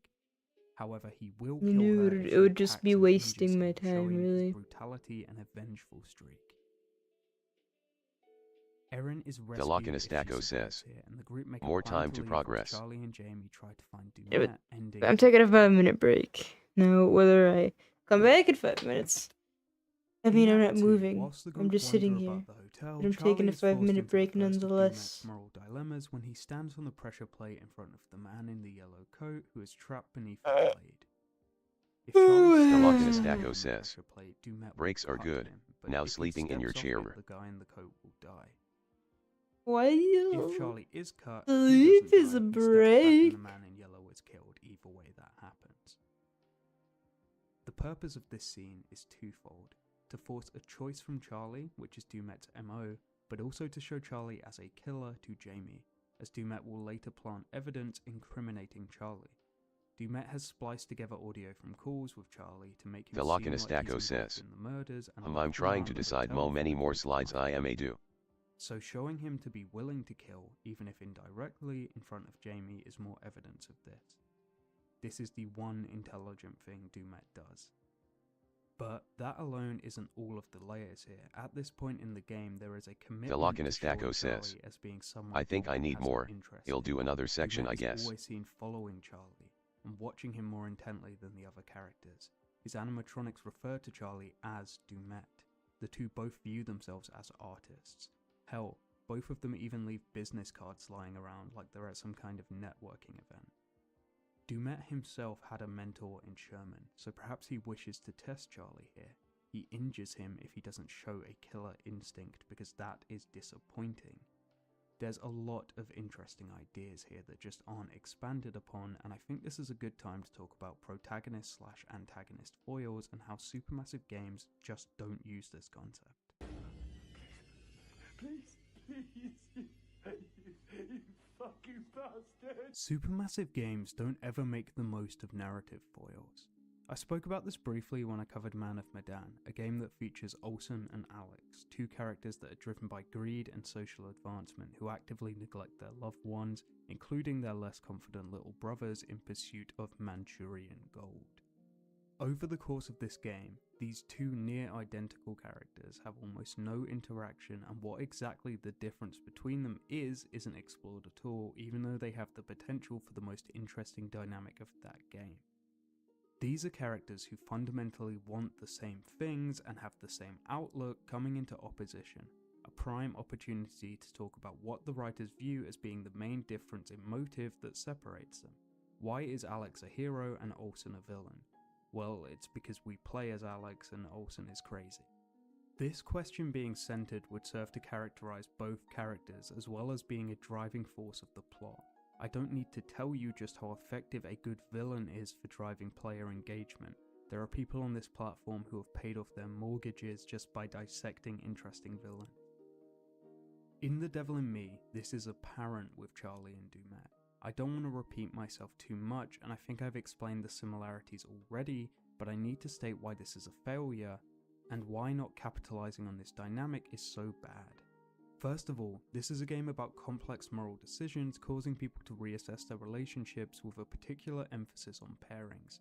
Every character that isn't Charlie has a clearly defined paired character that the game wants to develop them alongside, whilst Charlie's dilemmas are always between him and a robot. Dumet is everything Charlie wants to be. He's a legitimately talented artist, he's also charismatic. And Dumet notices this as Charlie is the person he identifies to reach out to, as well as being the character he most intently watches throughout Act 1. This begs the question as to why Dumet wants Mark to be the guy to replace him as the fake Dumet when Charlie is such an obvious option. I suppose it's because he can't blackmail Charlie with a loved one, but there's so many ways to manipulate Charlie, and Dumet's aware of them. I can't help but feel that things would be more interesting if, rather than trying to frame Charlie to the group, Dumet legitimately wanted to create something of an acolyte in Charlie in the same way Manny Sherman influenced him and H.H. Holmes influenced Sherman. This game has an obsession with cycles and reincarnation. The title is a reference to the devil being reborn through corrupt individuals, so a Dark Charlie route would tie everything together way more than the existing bad ending of Dumet hiring more recruitment consultants. This change would not only add a thematic cohesion between all of this background lore and the events of the game, but also adds more drama to playing as Charlie, giving him moral choices where he can sacrifice his own team in exchange for money or the promise of wealth, or to protect his own image if Dumet had some dirt on him. In single player runs, this kind of thing would be interesting to roleplay, and in co-op it would be frankly hilarious to have your partner just kill you for a pouch of obbles. It's a shame Supermassive have moved away from more antagonistic co-op runs since Man of Medan. In his dossier on Lonnet Entertainment, Dumet has identified Charlie as being a potential narcissist, and his background in psychology and in the FBI should allow him to better manipulate this than just trolling him with a cigarette machine. Early on, what I'm suggesting seems to be the direction that the game's going in. As stated earlier, there's obvious references to The Shining that cast Charlie in the role of Jack. He's consistently shown in opposition to the members of the crew from the jump, and he's shown to be violent and unstable. However, shortly after this first dilemma is thrust on him, Charlie panics, falls through the floor, and either dies or is out of commission for most of the runtime, after which he just becomes a passive follower right the way until the finale. He gets the Erin treatment. This would be bad enough, But Dumet kills Charlie before the group can even find evidence incriminating him, which completely runs contrary to his stated motivation of trying to capture myriad emotions to put into his animatronics. He doesn't even let Charlie interact with the group after framing him, so what's the point? For the sake of transparency, I should say if Charlie survives, Dumet can get his wish. The group do confront Charlie and can leave him to be killed, but this is very late in the game and it feels anticlimactic. This is why I stated earlier that the game should just have it both ways and have Dumet be an actual character alongside the hulking robot he uses for murders, and he should be someone Charlie has a long-time correspondence with. It would allow Dumet to more effectively manipulate Charlie and the group through him. It also showcases him to be meticulous and ties into his background as being someone who does long-term investigations on people. To return to my earlier prologue rewrite, I would have the human Dumet continue to be an active character, and to further confuse players to his nature, I'd actually have him be playable in co-op and curator's cut as a kind of minor protagonist. Friendly and overly kind to the characters, but occasionally a choice will pop up to just kill someone. I would also frequently pair him up with Charlie and have him be able to convince him that the group are conspiring against him. There's already the plot point of Kate trying to move on from the company, so driving Charlie to a kind of madness would be an interesting arc to explore. This is just one idea, but I think in general Supermassive should strive to make their villains more interesting. They should make them playable from time to time to spice up gameplay and give the series more tension in co-op, and it just adds more variety to a very stagnant series. They're very conscious of how stagnant it is. I think this is a direction that could be good. I'm sure some of you have all kinds of ideas as to where a story with a more active Dumet Charlie foil could go, and that's the point of this section, to showcase just how underutilized both Charlie and Dumet are, even though they're such an obvious pairing in a game that places so much emphasis on pairs. Throughout Act 1, Charlie is the most compelling character, the only person who even wants to be there, and a more defined relationship with Dumet would only make him more interesting. You can flavour this, or imagine it however you like, but the fact of the matter is it would work wonders for his characterization. But we don't take that route. As I stated before, he falls through the floor and dies, or has all of his personality cooked out of him in a big oven, only to show up again at the end of the game and do sweet FA. Whilst Charlie's in the oven, Erin gets captured or is killed by Dumet. Shortly thereafter, Kate is also captured and Jamie has to choose who she wants to save as the air is slowly removed from each of the rooms these two are being kept in. The correct choice is to kill Kate, as she's on the box art of the game so can't die until later. Choosing her will see Mark come to the rescue, whilst choosing Erin will just kill Erin. The game's inventory actually tricked me here, as I picked Erin thinking she could survive with no oxygen because she had an inhaler. In retrospect, this is really stupid. Inhalers are not a substitute for oxygen at all. You can't breathe in space with an inhaler. From here, the remaining group make a plan to go to the lighthouse before they all get separated. Mark, much like his idol Charlie, falls down a hole, and the girls make their way over to a big control room and have a chase scene with Dumet. Mark has a fun segment in a workshop where the new hide mechanic is used pretty well to create tension as he sneaks about the bowels of the hotel before escaping the hotel and meeting up with Charlie. This is assuming Charlie is alive.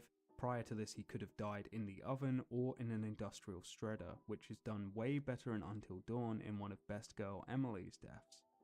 The girls do some exploration and we find out that Dumet is trying to torment them with clues from their past.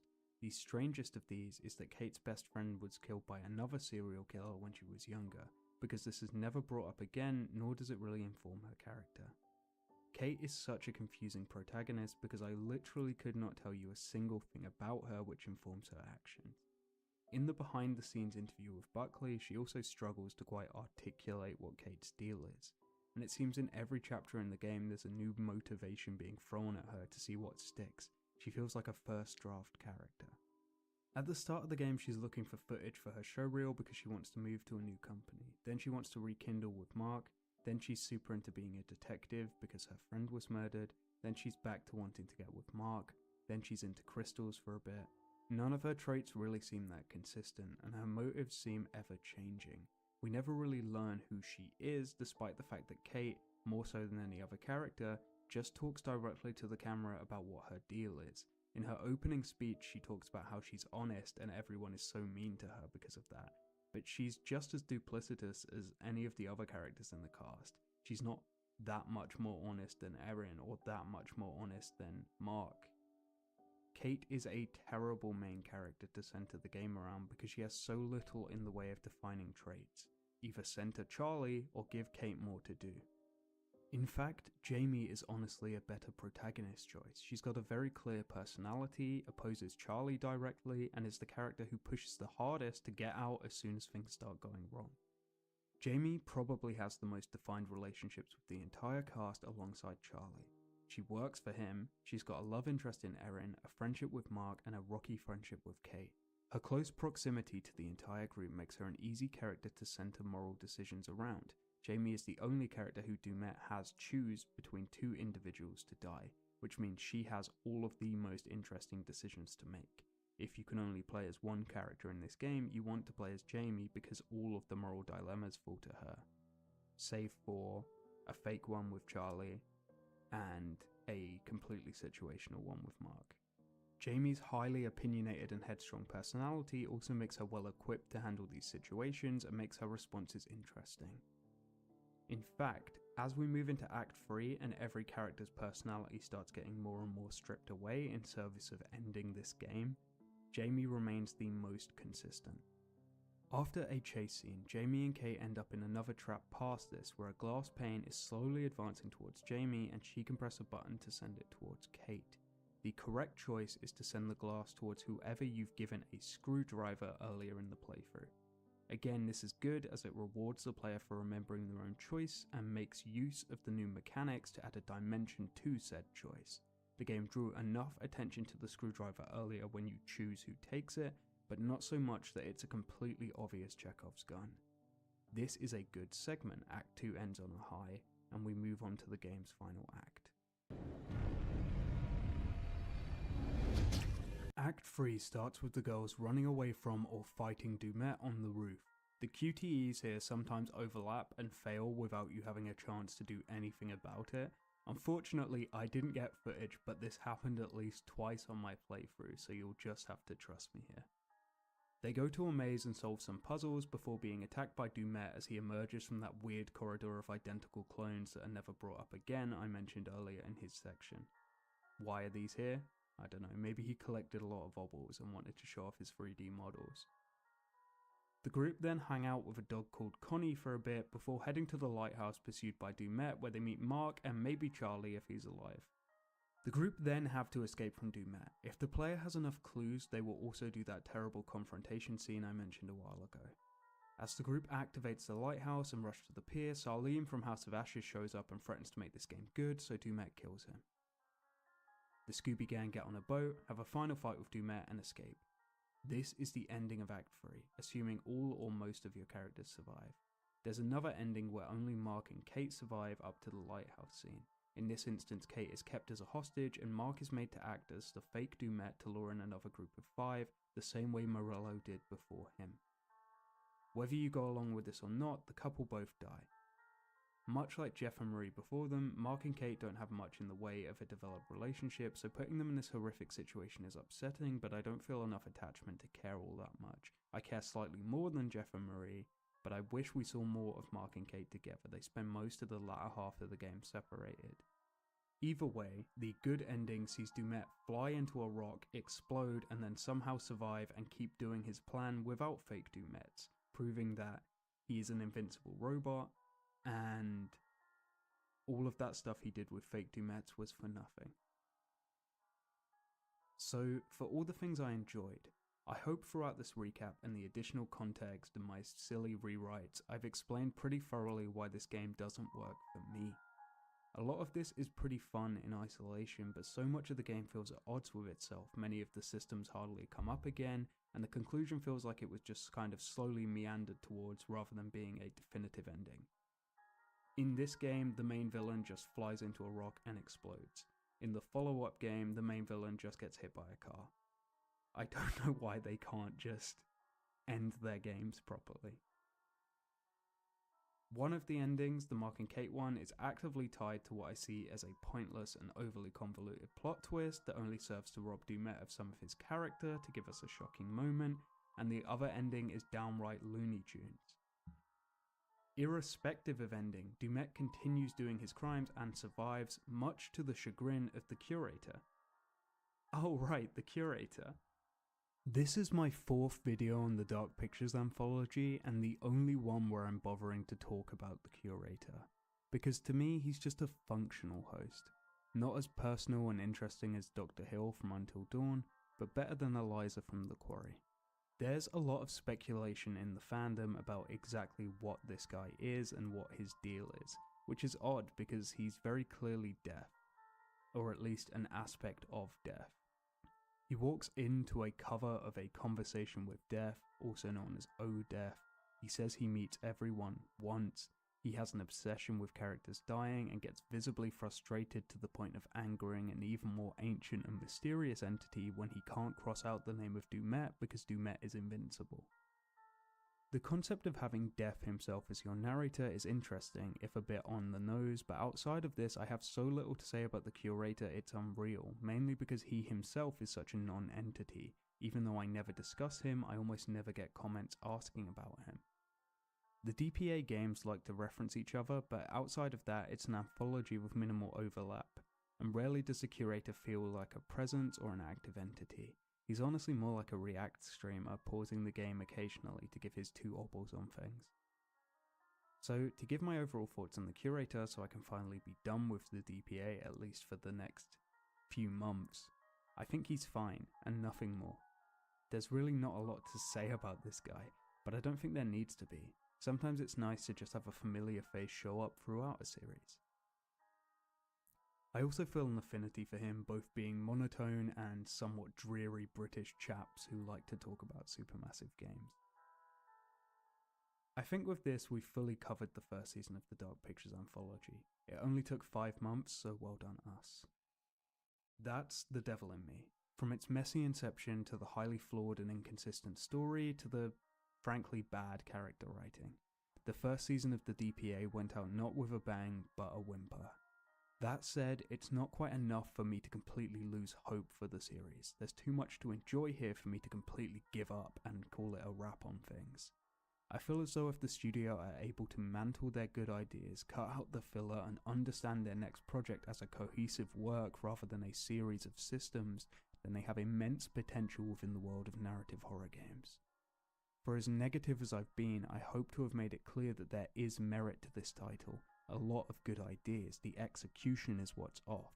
This is a bad game that skirts the border of a good one, the definition of mid.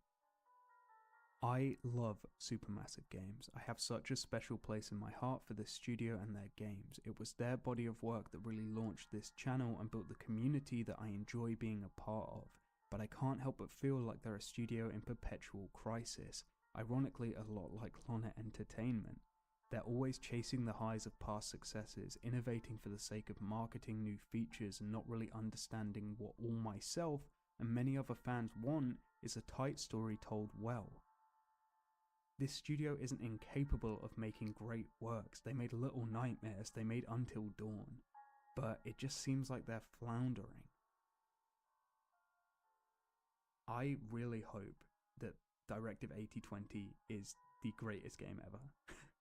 And if it isn't, that whatever they do after that is the greatest. But there comes a point where I have to say that I'm deluding myself.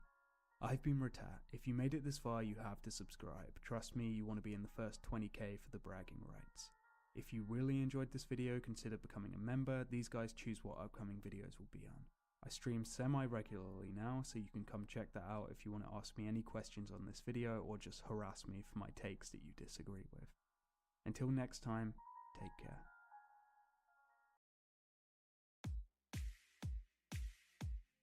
The year is 2013. 2 years since Skyrim, 5 years since Bethesda's last Fallout, and we'd heard nothing. Fans are starved. Ravenous for anything at this point, they scramble for any scraps they could find. Voice actors' tweets, employee leaks, Bethesda staff sightings. They'd take anything. But on the 14th of November 2013, a website appears online, thesurvivor2299.com. On it, Fallout's Vault-Tec logo, and a countdown to December 11th. That was just 4 days after the Game Awards, where Skyrim was announced 3 years ago. Fans dig through the online directory, and its publisher? ZeniMax Media. Still, some are skeptical, but then 3 days later, ZeniMax Media actually files the trademark for Fallout 4 in Europe. They'd also said nothing about the website. If it wasn't legit, surely they'd just come out and say so. This could only mean one thing. The next Fallout was here. Bethesda hadn't abandoned us. They were finally throwing a bone to the little guy. And fan speculation goes wild. Then comes the Morse codes. Then the Caesar shift cryptography. Then the Visioneer ciphers. Fans are sat at home in their pants for hours deciphering them. They even find a working phone number on the website, which leads to more codes. Some of these codes reference an actual radio frequency in Massachusetts, which sounds like this. Bethesda's YouTube channel is even linked in the source code of the website. This was serious stuff. Bethesda had gone above and beyond with the viral marketing here. Every gaming outlet is talking about it, and there's even Facebook pages and YouTube channels with daily updates monitoring it. The subreddit watching the website's every move. The 6th of December 2013, almost 2 weeks of code cracking, and fatigue is beginning to set in. But it's now just 1 day before the Game Awards, and 5 days before the countdown ends. The hype is tangible. And Todd and the boys hit us with this tweet. What? It's gotta be a joke. Some sort of sick joke. But then fans boot up the website, and my god. Gone was the timer, the Vault-Tec logo. All that was left? A Rickroll hosted on a server somewhere in Poland. A dark day. 3 weeks of speculation and hype, countless videos on YouTube, and dozens of hours of people's lives spent cracking random ciphers and lining up rivers on Google Maps. For absolutely nothing. Naturally, they're not pleased. The guy behind the website does an AMA on Reddit, and is vilified by the community instantly. We hear nothing else about Fallout for a while, and Fallout fans return to the darkness. June the 2nd, 2015, another Fallout-themed countdown timer appears. We'd been burned before. Turn it off. But turns out, this time, it's actually real. And on June the 3rd, it's nearing the end. And finally, after years of anticipation, Fallout 4's announcement trailer is actually upon us. June the 14th. It's E3, and Bethesda Game Studios is holding their first full press conference. Todd strolls out on stage again, confidence radiating. He's met with thunderous applause. Again, the claims are bold. All of this just works. And again, it just works. Hold on. Is that the release date? That's just 5 months away.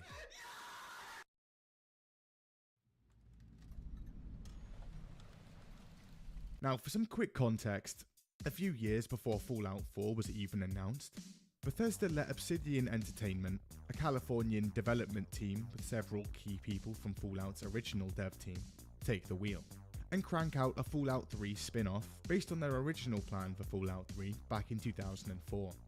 With only 18 months to get the game out the door, they got to work immediately, and in 2010, Fallout New Vegas was released.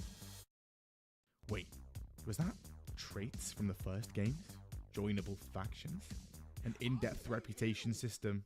I hate the air that you breathe! And actual skill and attribute checks in dialogue and out in the world? Man, I can't wait to see the look on his face. Also, the writing here is actually good. The world? Pretty deeply thought out, with multiple factions at play, an interesting conflict, and actual player choice. The characters are also well written, and if you don't like someone, that's fine, because this is always an option.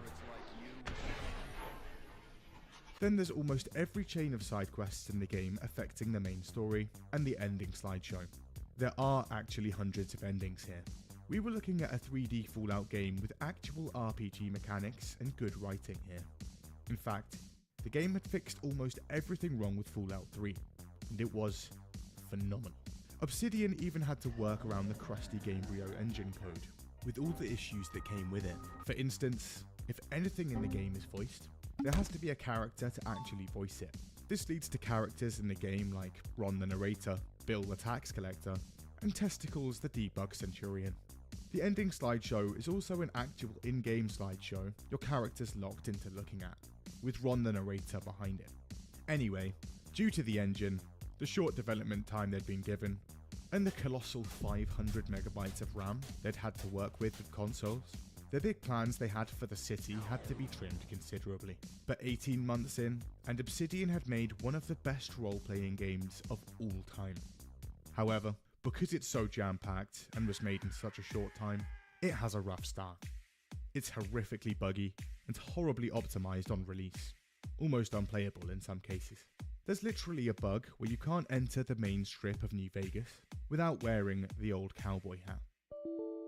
The bugs are eventually patched, but because of its release date, New Vegas receives 84 points on Metacritic. That was just 1 point short for the bonus Bethesda would have given them, as per the contract. As a result, layoffs at Obsidian, and around 20 to 30 people have vanished. Nefarious theories about Bethesda begin to float. Some fans even suggest game was rigged from the start. Obsidian would go on to pitch a Fallout New Vegas 2, and a similar spin-off with Elder Scrolls. A guaranteed cash cow for both parties. But this time, Bethesda says no. And that was the end of it. Fallout 4, probably the most hyped game of 2015. It had been half a decade since we'd last heard anything at all from the franchise, so people are naturally quite excited to jump back in. And on the 10th of November 2015, the game is out the door. The reviews, amazing.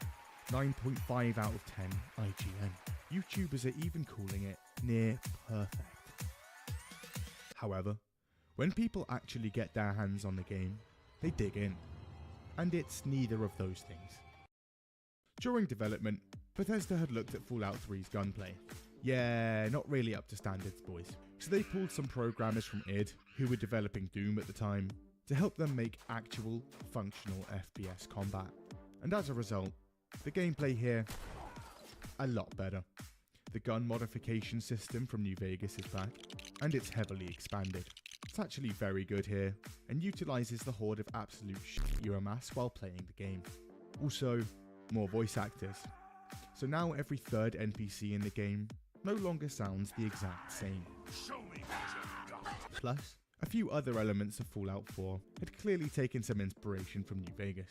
This game actually has joinable factions, and they play a big role in the resolution of the main storyline. An improvement. Companions are also a lot better than 3's. They have personalities here, and even their own quests too, like in New Vegas.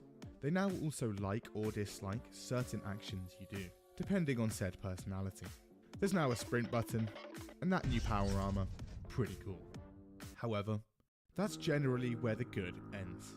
See, after a bumpy start, Fallout fans had come to love New Vegas, one of the best RPGs of all time, some even claim. And so, as a following game in the same franchise, some people expected Fallout 4 to improve, maybe even build upon it. No. Todd Howard is, at this point, a legendary game designer, a 4 times world champion. His ideas were groundbreaking. He couldn't be caged, and his process was not changing for this game. He, and Bethesda as a whole, could do no wrong. This was going to be another smash hit regardless. Game of the Year was essentially coded in. And so again, simplification. The character system in Fallout 3, far too confusing. Special attributes, perks, and skills? Please. So they remove skills entirely, and merge them into perks and attributes. Traits are still nowhere to be found. The speech. See, half the charm of the old Fallouts are the branching effects of dialogue. The various quest lines and scraps of information you can wrangle from people using only the gift of the gab. Who is it? What? I should kick your fucking ass. Who is this? So for Fallout 4, Emil and the rest of Bethesda's crack writing team sit down. What Fallout really needs is an emotional story, boys. Also, Todd's been quite blatantly gunning for a more mainstream crowd for over a decade now, and no one in the general public can really read anymore due to brain rot. So let's kill two birds with one stone and go for a voiced protagonist. What they didn't see coming, they couldn't possibly have predicted, was that voicing every single line of dialogue your character says in the game 2 times. I'm a Barbie girl in a Barbie world. I am Barbie girl, I said. Is a bit expensive and quite time consuming. So Todd and the team do what they do best. Streamline. That old iconic speech system? Get rid of it. That Mass Effect game is pretty good. Let's use theirs. Let's also lock the player down to 4 speech options at all times. And let's not even allow them to see what those options are. Brilliant. This results in a ton of speech options being quite deceiving. Shut up and sit down, you big bald fuck.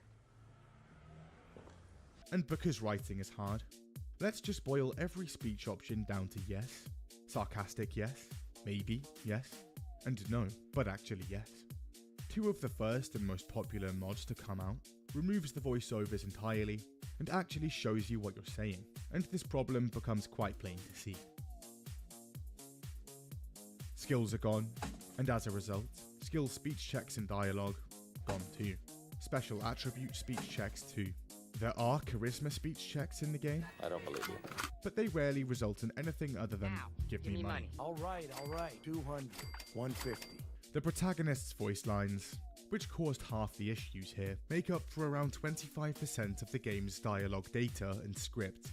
That's about 26,000 lines. All of this time and expense on a feature which fans hate and actively makes the game significantly worse. Brilliant. At least the dialogue's well written. If you're here to talk me into working on Liberty Prime, you can forget it. Do I need to remind you why you made that promise in the first place? No, that won't be necessary. Tell Proctor Ingram to get her scribes ready. Then there's the karma system, which they'd gotten rid of, the faction system, but instead of the varied reputations like we'd gotten in New Vegas, you're basically either with someone or against them. The skill and attribute checks they had out in the world in Fallout 3 basically nowhere to be found.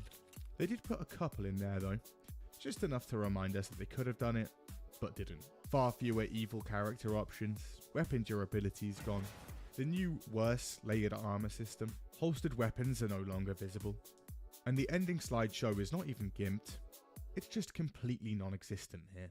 The game ends on essentially the exact same cutscene for all 4 endings. It's playing every hour on every channel. For Fallout 4, Todd also doubled down on the procedural stuff again, and attempted to make the game infinitely replayable. And to do this, they've cooked up the settlement system. It's done. A base building framework that allows you to construct your own towns across the map and establish trade routes between them. Sounds great. But again, there are issues. The entire interface for base building is from the perspective of the player, limiting and obstructing camera angles, making construction a nightmare. There's also a ton of building and trash in the way that you can't scrap and have to build around. Again, a nightmare. Not a fan of the system? Unlucky. Because this mechanic is pretty much unavoidable. Elements are mandatory in the main quest, and one of the 4 factions' quest lines completely revolves around it. However, a benefit. Due to this new settlement system, all of this just works. Players can now build their own settlements. No need for Bethesda to even bother. As a result, the game is majorly lacking in actual towns. Morrowind had something like 21 towns. Fallout 3 had about 15 proper settlements. New Vegas around 15 too. Fallout 4, 5 years later, somewhere around 7. The main city is also quite underwhelming. Less settlements equals less quests. And surprise surprise, Fallout 4 is lacking here too. It has less than Skyrim, a game that came out 4 years earlier. Missing the towns and quests our old games had an abundance of? Well, here's a tiny hovel next to a lake for you to do up yourself. There are around 30 of these potential settlements, and Bethesda uses these to pad out the game's lack of content via more radiant quests. See, there's a man in the game called Preston Garvey, and he's about to become your worst nightmare. Prepare to hear this every time you speak to the man for the rest of the game. Naturally, the character is widely hated. I'll mark it on your map. But turns out, he's essential. 10,000 people download a mod solely dedicated to killing him. There's also a mod that just stops him giving out quests in an attempt to make him more tolerable. It has around 50,000 downloads. Others turn to alternative ways of doing that. Settlements are also just kind of pointless. It's the biggest piece of dog shit. They have no impact on the main quest, and most of the actual settlers are just basic, randomly generated NPCs. You get money and items from establishing trade routes, but at the end of the game, you're pretty much drowning in all of that anyway. But Todd wasn't finished with the procedural stuff just yet. In New Vegas, there were a ton of unique weapons. These had unique effects and actually looked unique. In 3, most uniques had unique effects, but looked exactly the same as their default. In 4, due to the new procedural legendary weapon system, any gun can now basically have any effect, meaning no weapons here actually feel unique. The same goes for armor. When it comes down to the amount of actual content in the game, disappointment here too. Cut content, par for the course for Bethesda games, but it's never been more apparent. The map is densely populated like Skyrim, with a ton of interesting locations. The issue is, they all essentially end up just being a nice little backdrop to murder people in. Oh cool, a town made out of old boat, barge and ship parts.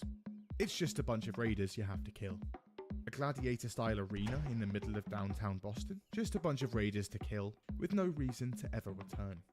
Fallout 4 is barely even attempting to be an RPG anymore. It's a sandbox, base building, looter-shooter, action exploration game. In 3, Bethesda had absolutely nailed the atmosphere. It's pretty much unanimously praised. So in 4, they change it completely. The gloomy, gritty, post-apocalyptic vibes of 3 turn into bright, colourful, and hopeful in Fallout 4. The music too.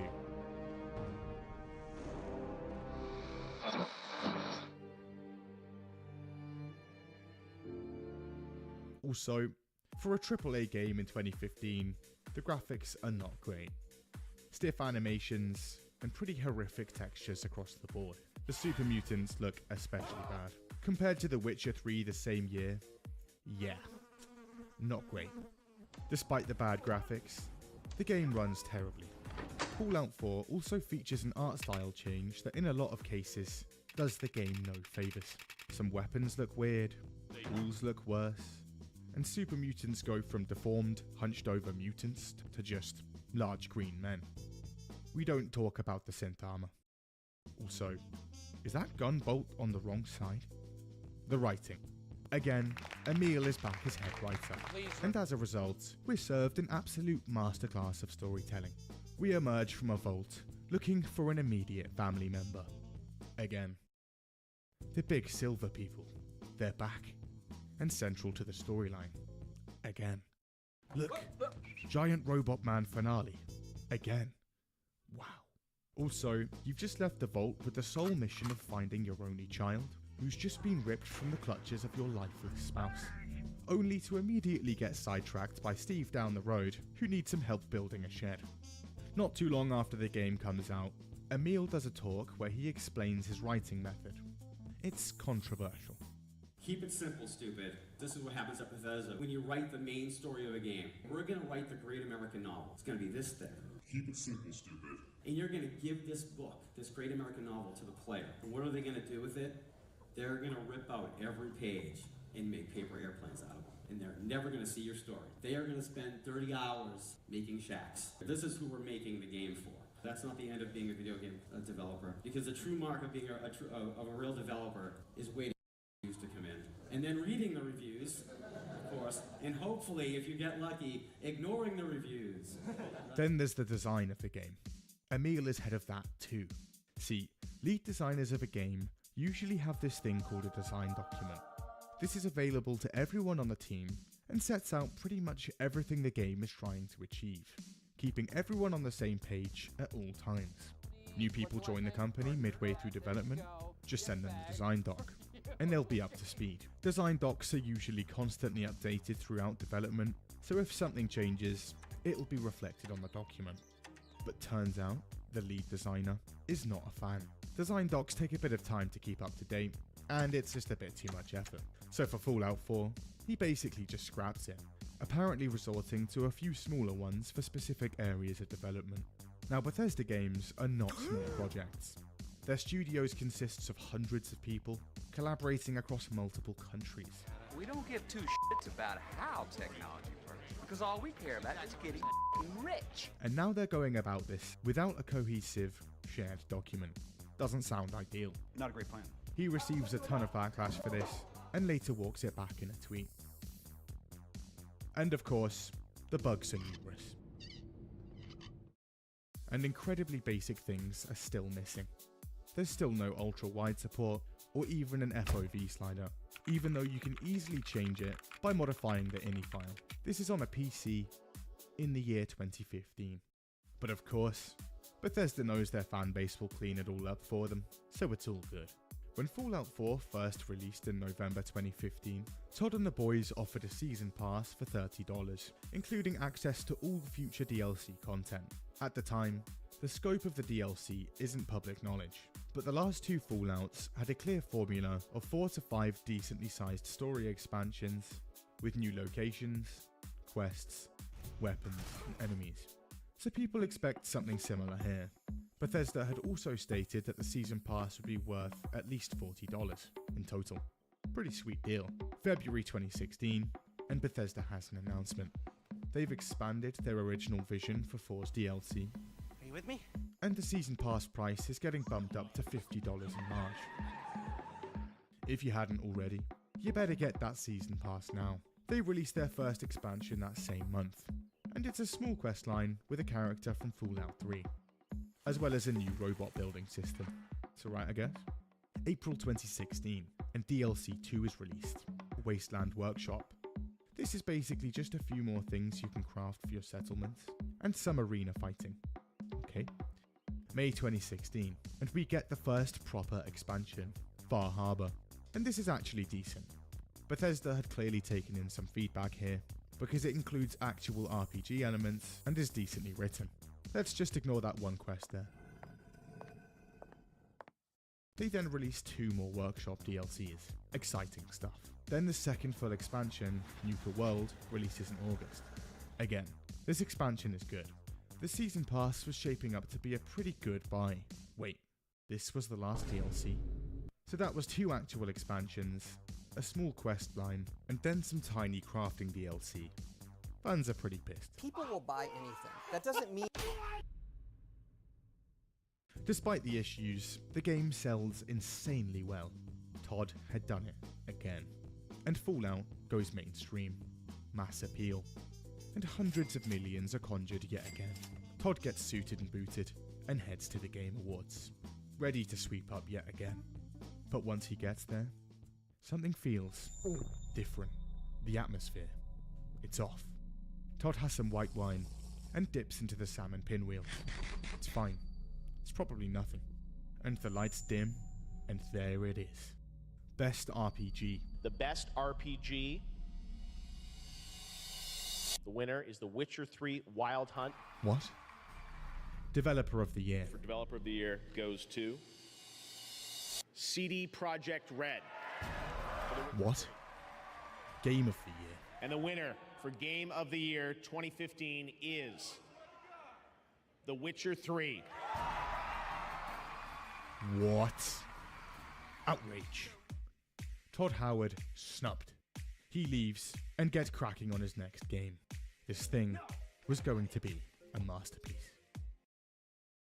The consistent regression of their games, definitely noted, but Bethesda still has a generally tremendous reputation. In a market currently setting its sights exclusively on your mother's credit card. Hello? Hello? Hello. Good evening, sir.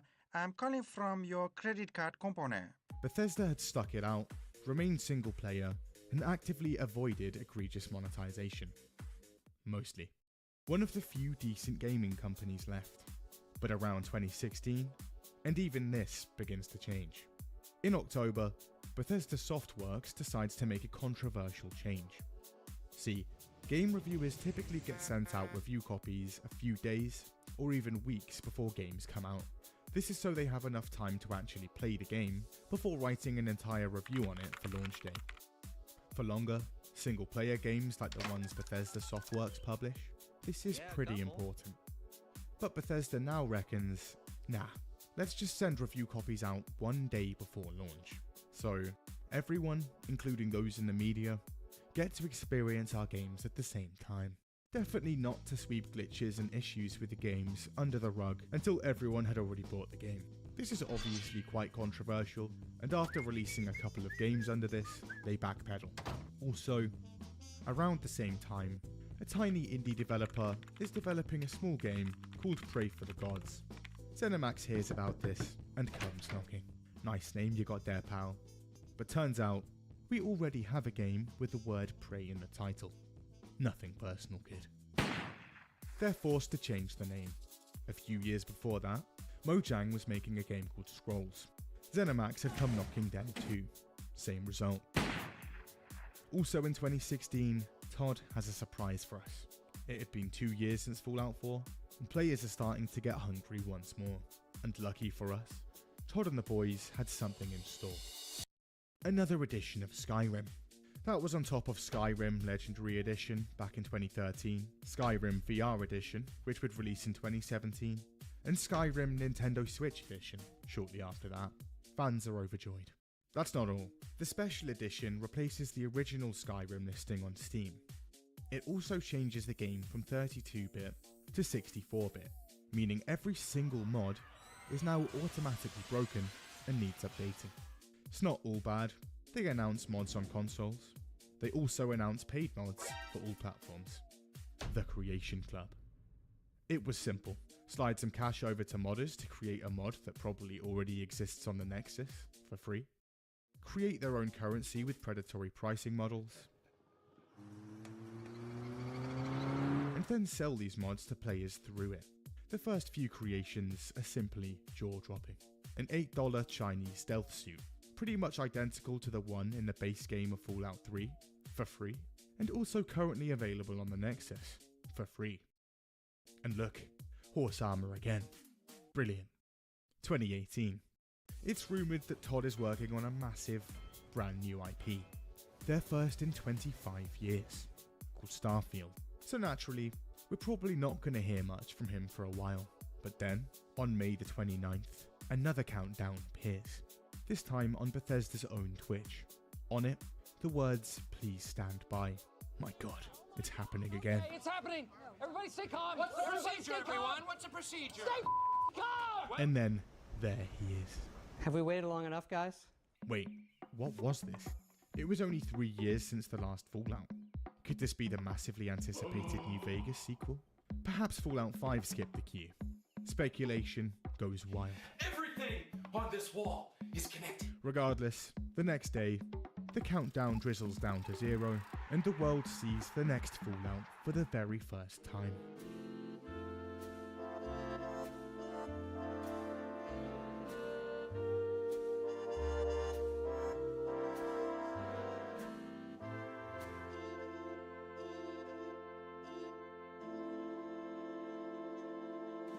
Excitement, although people still don't really know what it is they're excited for. June 10th, it's E3.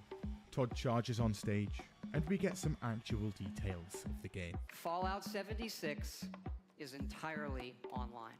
All new rendering, lighting, and landscape technology. It is 4 times the size of Fallout 4. 16 times the detail. Of course you can play this solo. You'll never even see a server when you play. This all sounded brilliant. An online PvP base building survival game. The collector's edition looks promising too. And it also comes with a Fallout collectible that really I've always wanted, so we made them for everybody to buy, and here it is. Okay, no. But we do get a helmet, a map, that glows in the f***ing dark, and some army figures, alongside a canvas bag. It's also the perfect time to tease Starfield and Elder Scrolls 6, 2 games that are around 5 and 10 years out from launch respectively. But anyway, this thing's coming out on November the 14th, and that was just 5 months away. Bethesda had held a beta a couple of weeks before launch for people who'd pre-ordered the game, and things start out rough. By this point, Bethesda weren't exactly known for the structural integrity of their software, and they'd decided to launch the game exclusively on their brand new Bethesda launcher, made in-house by Bethesda's best. Just go to their website, download it, slurp up the 45 gigabytes of game files, and in around a week's time when the beta's unlocked, just hit play. Simple enough. And players do exactly this, but turns out, for some, upon pressing the play, the launcher deletes the entire game instantly. Bethesda releases an emergency statement telling players to stay calm and not to touch anything. They're working on it. And then promptly deletes the tweet. Things are off to a good start. Also, the YouTubers. They're uploading videos. They're not good. They say the game is running horrifically. I couldn't get the game to run smoothly. I had tons of FPS issues and tons of stutters. Even on NASA tier PCs, and that bugs are everywhere. But fans disagree. The dislikes come in hard and fast. Bethesda would obviously fix everything before release. This is a beta after all. Right. However, this is a beta about 3 weeks out from launch. Fans close YouTube and head over to Twitch, where Rick and Morty are streaming the game. I know I'm naked, but just come help me out. No funny business. Everything was gonna be okay. 14th of November 2018, and the world is blessed with Fallout 76. And after downloading a day one patch bigger than the game itself, players boot up and step out into what would be An untamed and very different wasteland. Todd had made some grand promises, and the follow-through was nothing short of incredible. Voluptuous size, and the detail, simply eye-watering. However, Fallout 76's development was handed to a newer, relatively inexperienced Bethesda team in Austin, with the main Bethesda Maryland just designing and overlooking the development of the game. And turns out, this new team decided to forego bug testing entirely, and on launch, Christ.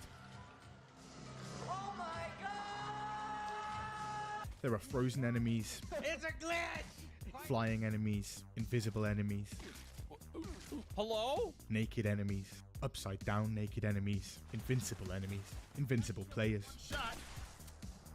Or not. I could get the damage bug. pop-ins, rendering issues, 16 times the detail. random god rays, T-poses, server crashes, Hey, bye, bitch. Told you. and muscle man. Animations are also off. There's a ton of exploits, and so much more. What the f is going on? The year is also 2018, and Bethesda's newest AAA game is capped at 60 frames per second, even on PC. Naturally, players are quite annoyed, so they dig into the game files and start tinkering.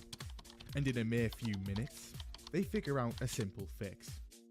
However, turns out the cap's there for a reason, because turn it off, and time and space itself speeds up and destabilizes. This is because the game world's physics are actually tied to the frame rate of the game. Head over 100, and your character becomes the Flash. This bug has been in Bethesda's engine code dating back to Morrowind, and it's one of the many bugs modders have repeatedly fixed on their own, almost instantly after release, only for every following game to reintroduce it. There's also still no FOV slider, Can't keep getting away with it! so PC players dig into the game files again and do it themselves. But turns out, the UI is tied to the field of view here. Change this, and the UI elements are just gone. Push to talk? Sorry, not this time. Proximity chat is either permanently off or always on, the latter by default, meaning you'll be hearing the cries of children and screams of mothers in the distance fairly often.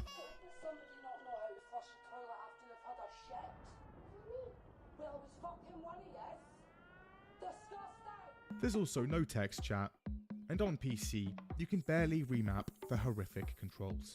The game itself, also quite lacking. As was now well established, bug fixes and patches for Bethesda games had been outsourced to modders for free.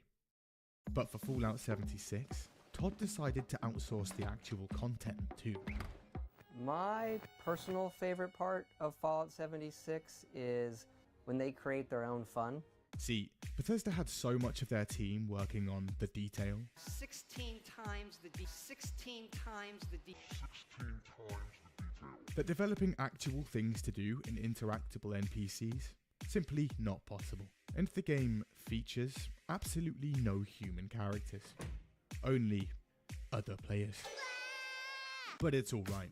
Other players will take the place of NPCs, Todd reassures us. With no NPCs in the game, naturally, the quests are terrible. The main quest line basically boils down to following the trail of someone's vlogs across the map. Okay, at least there's the side quests. Stuff like find Steve. Oh, Steve's dead. Thank God he left his TikTok behind for us to watch. The war is over. You are out of uniform, soldier! Where is your power armor? That suit is gonna come out of your pay! Now get out of my face and don't come back until you look like a soldier! Fantastic. The game features PvP, but the PvP is horrific. Instead of simply adding PvP and PvE servers, Todd attempts to toe a tight middle ground and makes it so two players have to shoot each other before either can do any actual damage. Shoot someone that hasn't shot you back yet, and you may as well be shooting blanks. And the graphics, still not great. Beautiful, stunning, 2018. Ah, magnifique. It's not all bad.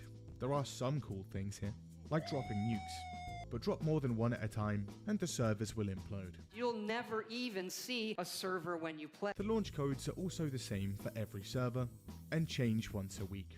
Just spent countless hours getting all 8 pieces. You could have just googled them. The building is alright, but the build limit is extremely restricted, and all you can really do is build crafting stations, a bed, and storage. Please don't tell anyone how I live.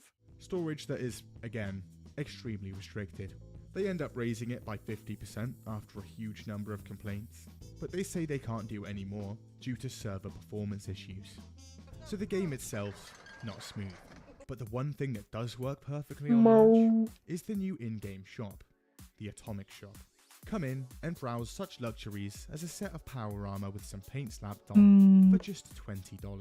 The Lockinistaco says. Are you serious? Boo, indeed. Do you like $7 digital fridges? Do you like the outfits you got for free in our last game? Great, come in and spend some money. Naturally, at first, there are pay-to-win concerns around this store. Well. Todd comes out. It's alright. You can earn the currency in-game. The purchases would fund the upcoming free expansions for the game, and most assuring of all, the Atomic Shop is and would stay cosmetic The Lockinistaco says. so that PvP would Time stay to actually go to bed now. No, now I'm rested, so now I have to work harder. We're definitely not asset flipping Fallout 4 and selling it back to you for dozens of dollars. And there are absolutely no fake discounts and law-breaking price schemes. The Lockinistaco says. Time to get HMP. spending. Naturally, the game doesn't make it a few days before discounts appear. The game starts at $60. Within just 1 week, a third of that is nixed. 50% sales not long after that. Alongside the discounts, hordes of fans had been requesting refunds. Initially, Bethesda had given in, but now, no more. Some people had even promised them, only to have Bethesda backtrack the next day. See, if this was on Steam, they'd have to give the green light for these. But here's the thing, it's on that old launcher of theirs. Check and mate. But then come murmurs of a class action lawsuit, and they backtrack immediately. So the game is absolutely horrendous, and naturally, the sales are too. Also, no Game Awards, not even a nomination, and a whopping 2.6 on Metacritic. Right boys, should probably do something here. They can't rely on modders to fix the game this time round, so Bethesda gets to work on actual patches, and after a few months, Fallout 76 slowly morphs into something resembling a playable game. Also, the boys in Bethesda's R&D department had been working round the clock. And by the end of 2018, was that an FOV slider? Widescreen? Even push to talk? What was happening? Despite the progress, there are some bugs they just can't quite crack. Also, a teleportation exploit using cameras Hackers So what find shall a you way do? to spawn in weapons, armor, Well, and other objects into the game, the even question- NPCs and stuff from other games. Bethesda just does not have the infrastructure in place that Maybe allows them answer to is deal sleep. with situations like this efficiently. These hackers are also running around stealing people's entire inventory. They don't even have to see you to do this, as long as they're within the general radius of the player. Why are you running? And because the Pip-Boy is The technically lock in an a stack item in your says, inventory, You say so have goodbye work. to that too. Go lay in bed. Luckily, The thanks lock to in a another stack glitch, says, the game checks if Sleep you have well. a Pip-Boy every time you log onto a server. So join a new server, and you'll be alright. It takes Bethesda around a week to address this. And when they do fix it, hundreds of people have lost everything. Victims are given two options. Roll back their progress to before the muggings, or meet up with someone from Bethesda in a private world who will hand all your stuff back to you. But despite the improvements in the game, problems are surfacing outside of it. As part of the Collector's Edition, they'd promised a canvas bag, quite clearly labelled here. But on launch day, horror for collectors as they unboxed their editions, and it was nowhere to be found. Instead, a cheap nylon bag in its place. After suggesting a canvas shortage and then denying replacements, they backtrack again and hand out a form for people to fill out a replacement. This goes through very smoothly, with no issues. However, this is not the only underwhelming merchandise. September 2019. It's been around a year since release, and after countless bug fixes, Fallout 76 is in okay shape, and now the game and its mishaps are largely forgotten. But the Collector's Edition wasn't finished. It would spring up one more time in the media. This time it was the helmets. They were accumulating dangerous levels of mold. If you were the lucky owner of one of the collectible Nuka-Cola versions, turns out the United States Consumer Product Safety Commission considers them a severe health risk for anyone with one in the household. They're recalled and refunded. Bethesda's reputation was already slipping before the events of 76, but Fallout 76 was a major tipping point. Gamers were angry. They were rising up.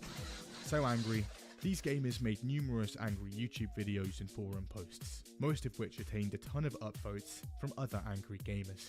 Things were getting serious. Bethesda thought it best not to respond to the horror that was the launch of this game, and return to the shadows, and Todd and the boys lay low, go off the grid. Before launch, you could often find Pete Hines, Vice President of Bethesda Softworks and Head of Marketing and PR on Twitter, answering curious fans' questions about the game. Afterwards, nothing. Complete radio silence. But after a while, the game is improving. The roadmap that initially launched for the game is taking shape, and the expansions are actually decent. They'd even added actual NPCs. Wow. Todd had even apologized. Fallout 76 had a lot of difficulties at launch, and we got a lot of well-deserved criticism. To the optimistic, it looked like things at Bethesda had in fact begun to change. Their trail of greed, incompetence, and outright refusal to listen to what their fanbase wanted was just a brief nightmare, a small bump in the road. Finished.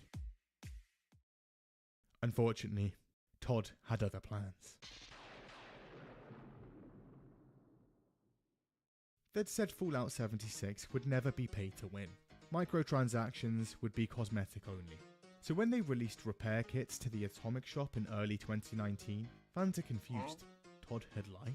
But he wasn't finished. In 2020, the promised private servers arrive, and they're paywalled behind Fallout 76's new subscription service. Fallout First.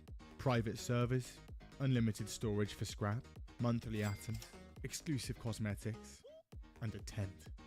All for just $13 a month. More expensive than Netflix at the time. Oh god. Fallout 76 is trending on Twitter again. A ton of angry forum posts are cropping up. People are not happy. Also, they forgot to reserve the actual Fallout First domain name, and someone on 4chan managed to get there first.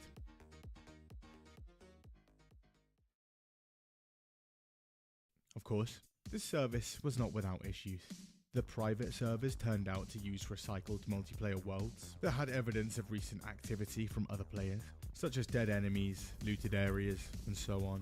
The infinite stash was gobbling up people's scrap, which they could no longer find. Yeah, once again, things were not smooth. It's now 2020 and up at corporate movement. See, back in 2007, a private equity firm called Providence had bought around 300 million ZeniMax shares, and then some more in 2010. They're presumed to hold around 30 to 40% of the stock. What followed was a shopping spree. ZeniMax uses this money to buy Tango Gameworks, id, and Arcane, and rumour is, by 2016, their little investment has paid off quite nicely, and Providence is looking to lock in some profits and sell. However, at this point, ZeniMax are only valued at $2.5 billion. That was embarrassing. We can do better, boys. And so, a plan is hatched. Instead of sticking to huge, intermittent, high-quality releases every few years, let's consider the quarterly cash flows. How about a few mobile games, price tags on mods, egregiously priced cosmetics, and then the masterpiece that was Fallout 76. Oh my god. There. Now, on paper, the company looks great.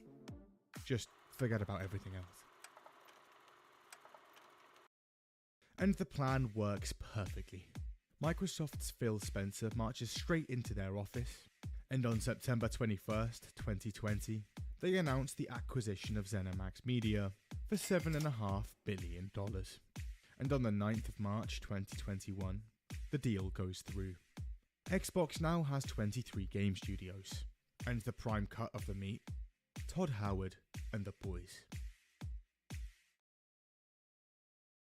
Morrowind was a generational leap, effectively laying the foundation for the modern open world game, and setting the blueprint for all following Bethesda titles. Todd was the visionary behind it, but with little competition, a horrific says, engine, and a complete Darkidano, you dismissal leveled of up to fan level feedback. 1.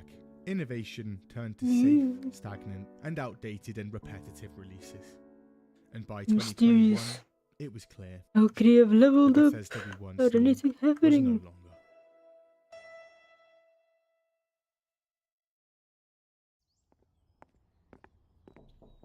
The Lokinestaco says, magic. It's him. How did he find you? Todd leans in gently, hair combed to perfection, his frosty eyes glistening. A faint aroma of jasmine and manuka honey. Weird, not even You stand strong and firm. going onto the YouTube page. It's showing the messages at all. The hairs on your neck shoot up as he leans in, the manuka now hot in your nostrils. And he whispers in your ear once more. Eesh. Where are they gonna go to bed? I'm dying here. Todd's next game was coming out next year, and you just Whatever, I just wanna chill and sleep more in my chair. Starfield has The Lokinestaco says, problems about it. Go. We've talked about a small fraction of these in my previous video, which was just a rant The about Lokinestaco Redditors says, giving this game a I am a award throw for shit the at you. most innovative gameplay. But You know, today, for just as I health promised, now, we're going for to a go food through industry all where of it's Starfield's horrifically and see unsanitary. the player's emotion into the game. It's Spoiler, just it has. And to prove that, I want bad to on start multiple from afar and point out counts. a small yet extremely important detail about the game's community that I don't think many of you would have noticed. To prepare for my videos I'm about fictional good. universes I and know. different stories, At least so I often can just use sit in my fandom chair in reviews. peace. I used it for my Cyberpunk Phantom Liberty I got videos just a few weeks after the DLC pretty was You're released. walking interesting in the amount. woods. There's no one around and your phone is dead. Out of the corner of your eye, you spot him. He's following you, The about Lokinestaco 30 says, feet back. go to bed. He gets down on all fours and breaks into a sprint. He's gaining on you.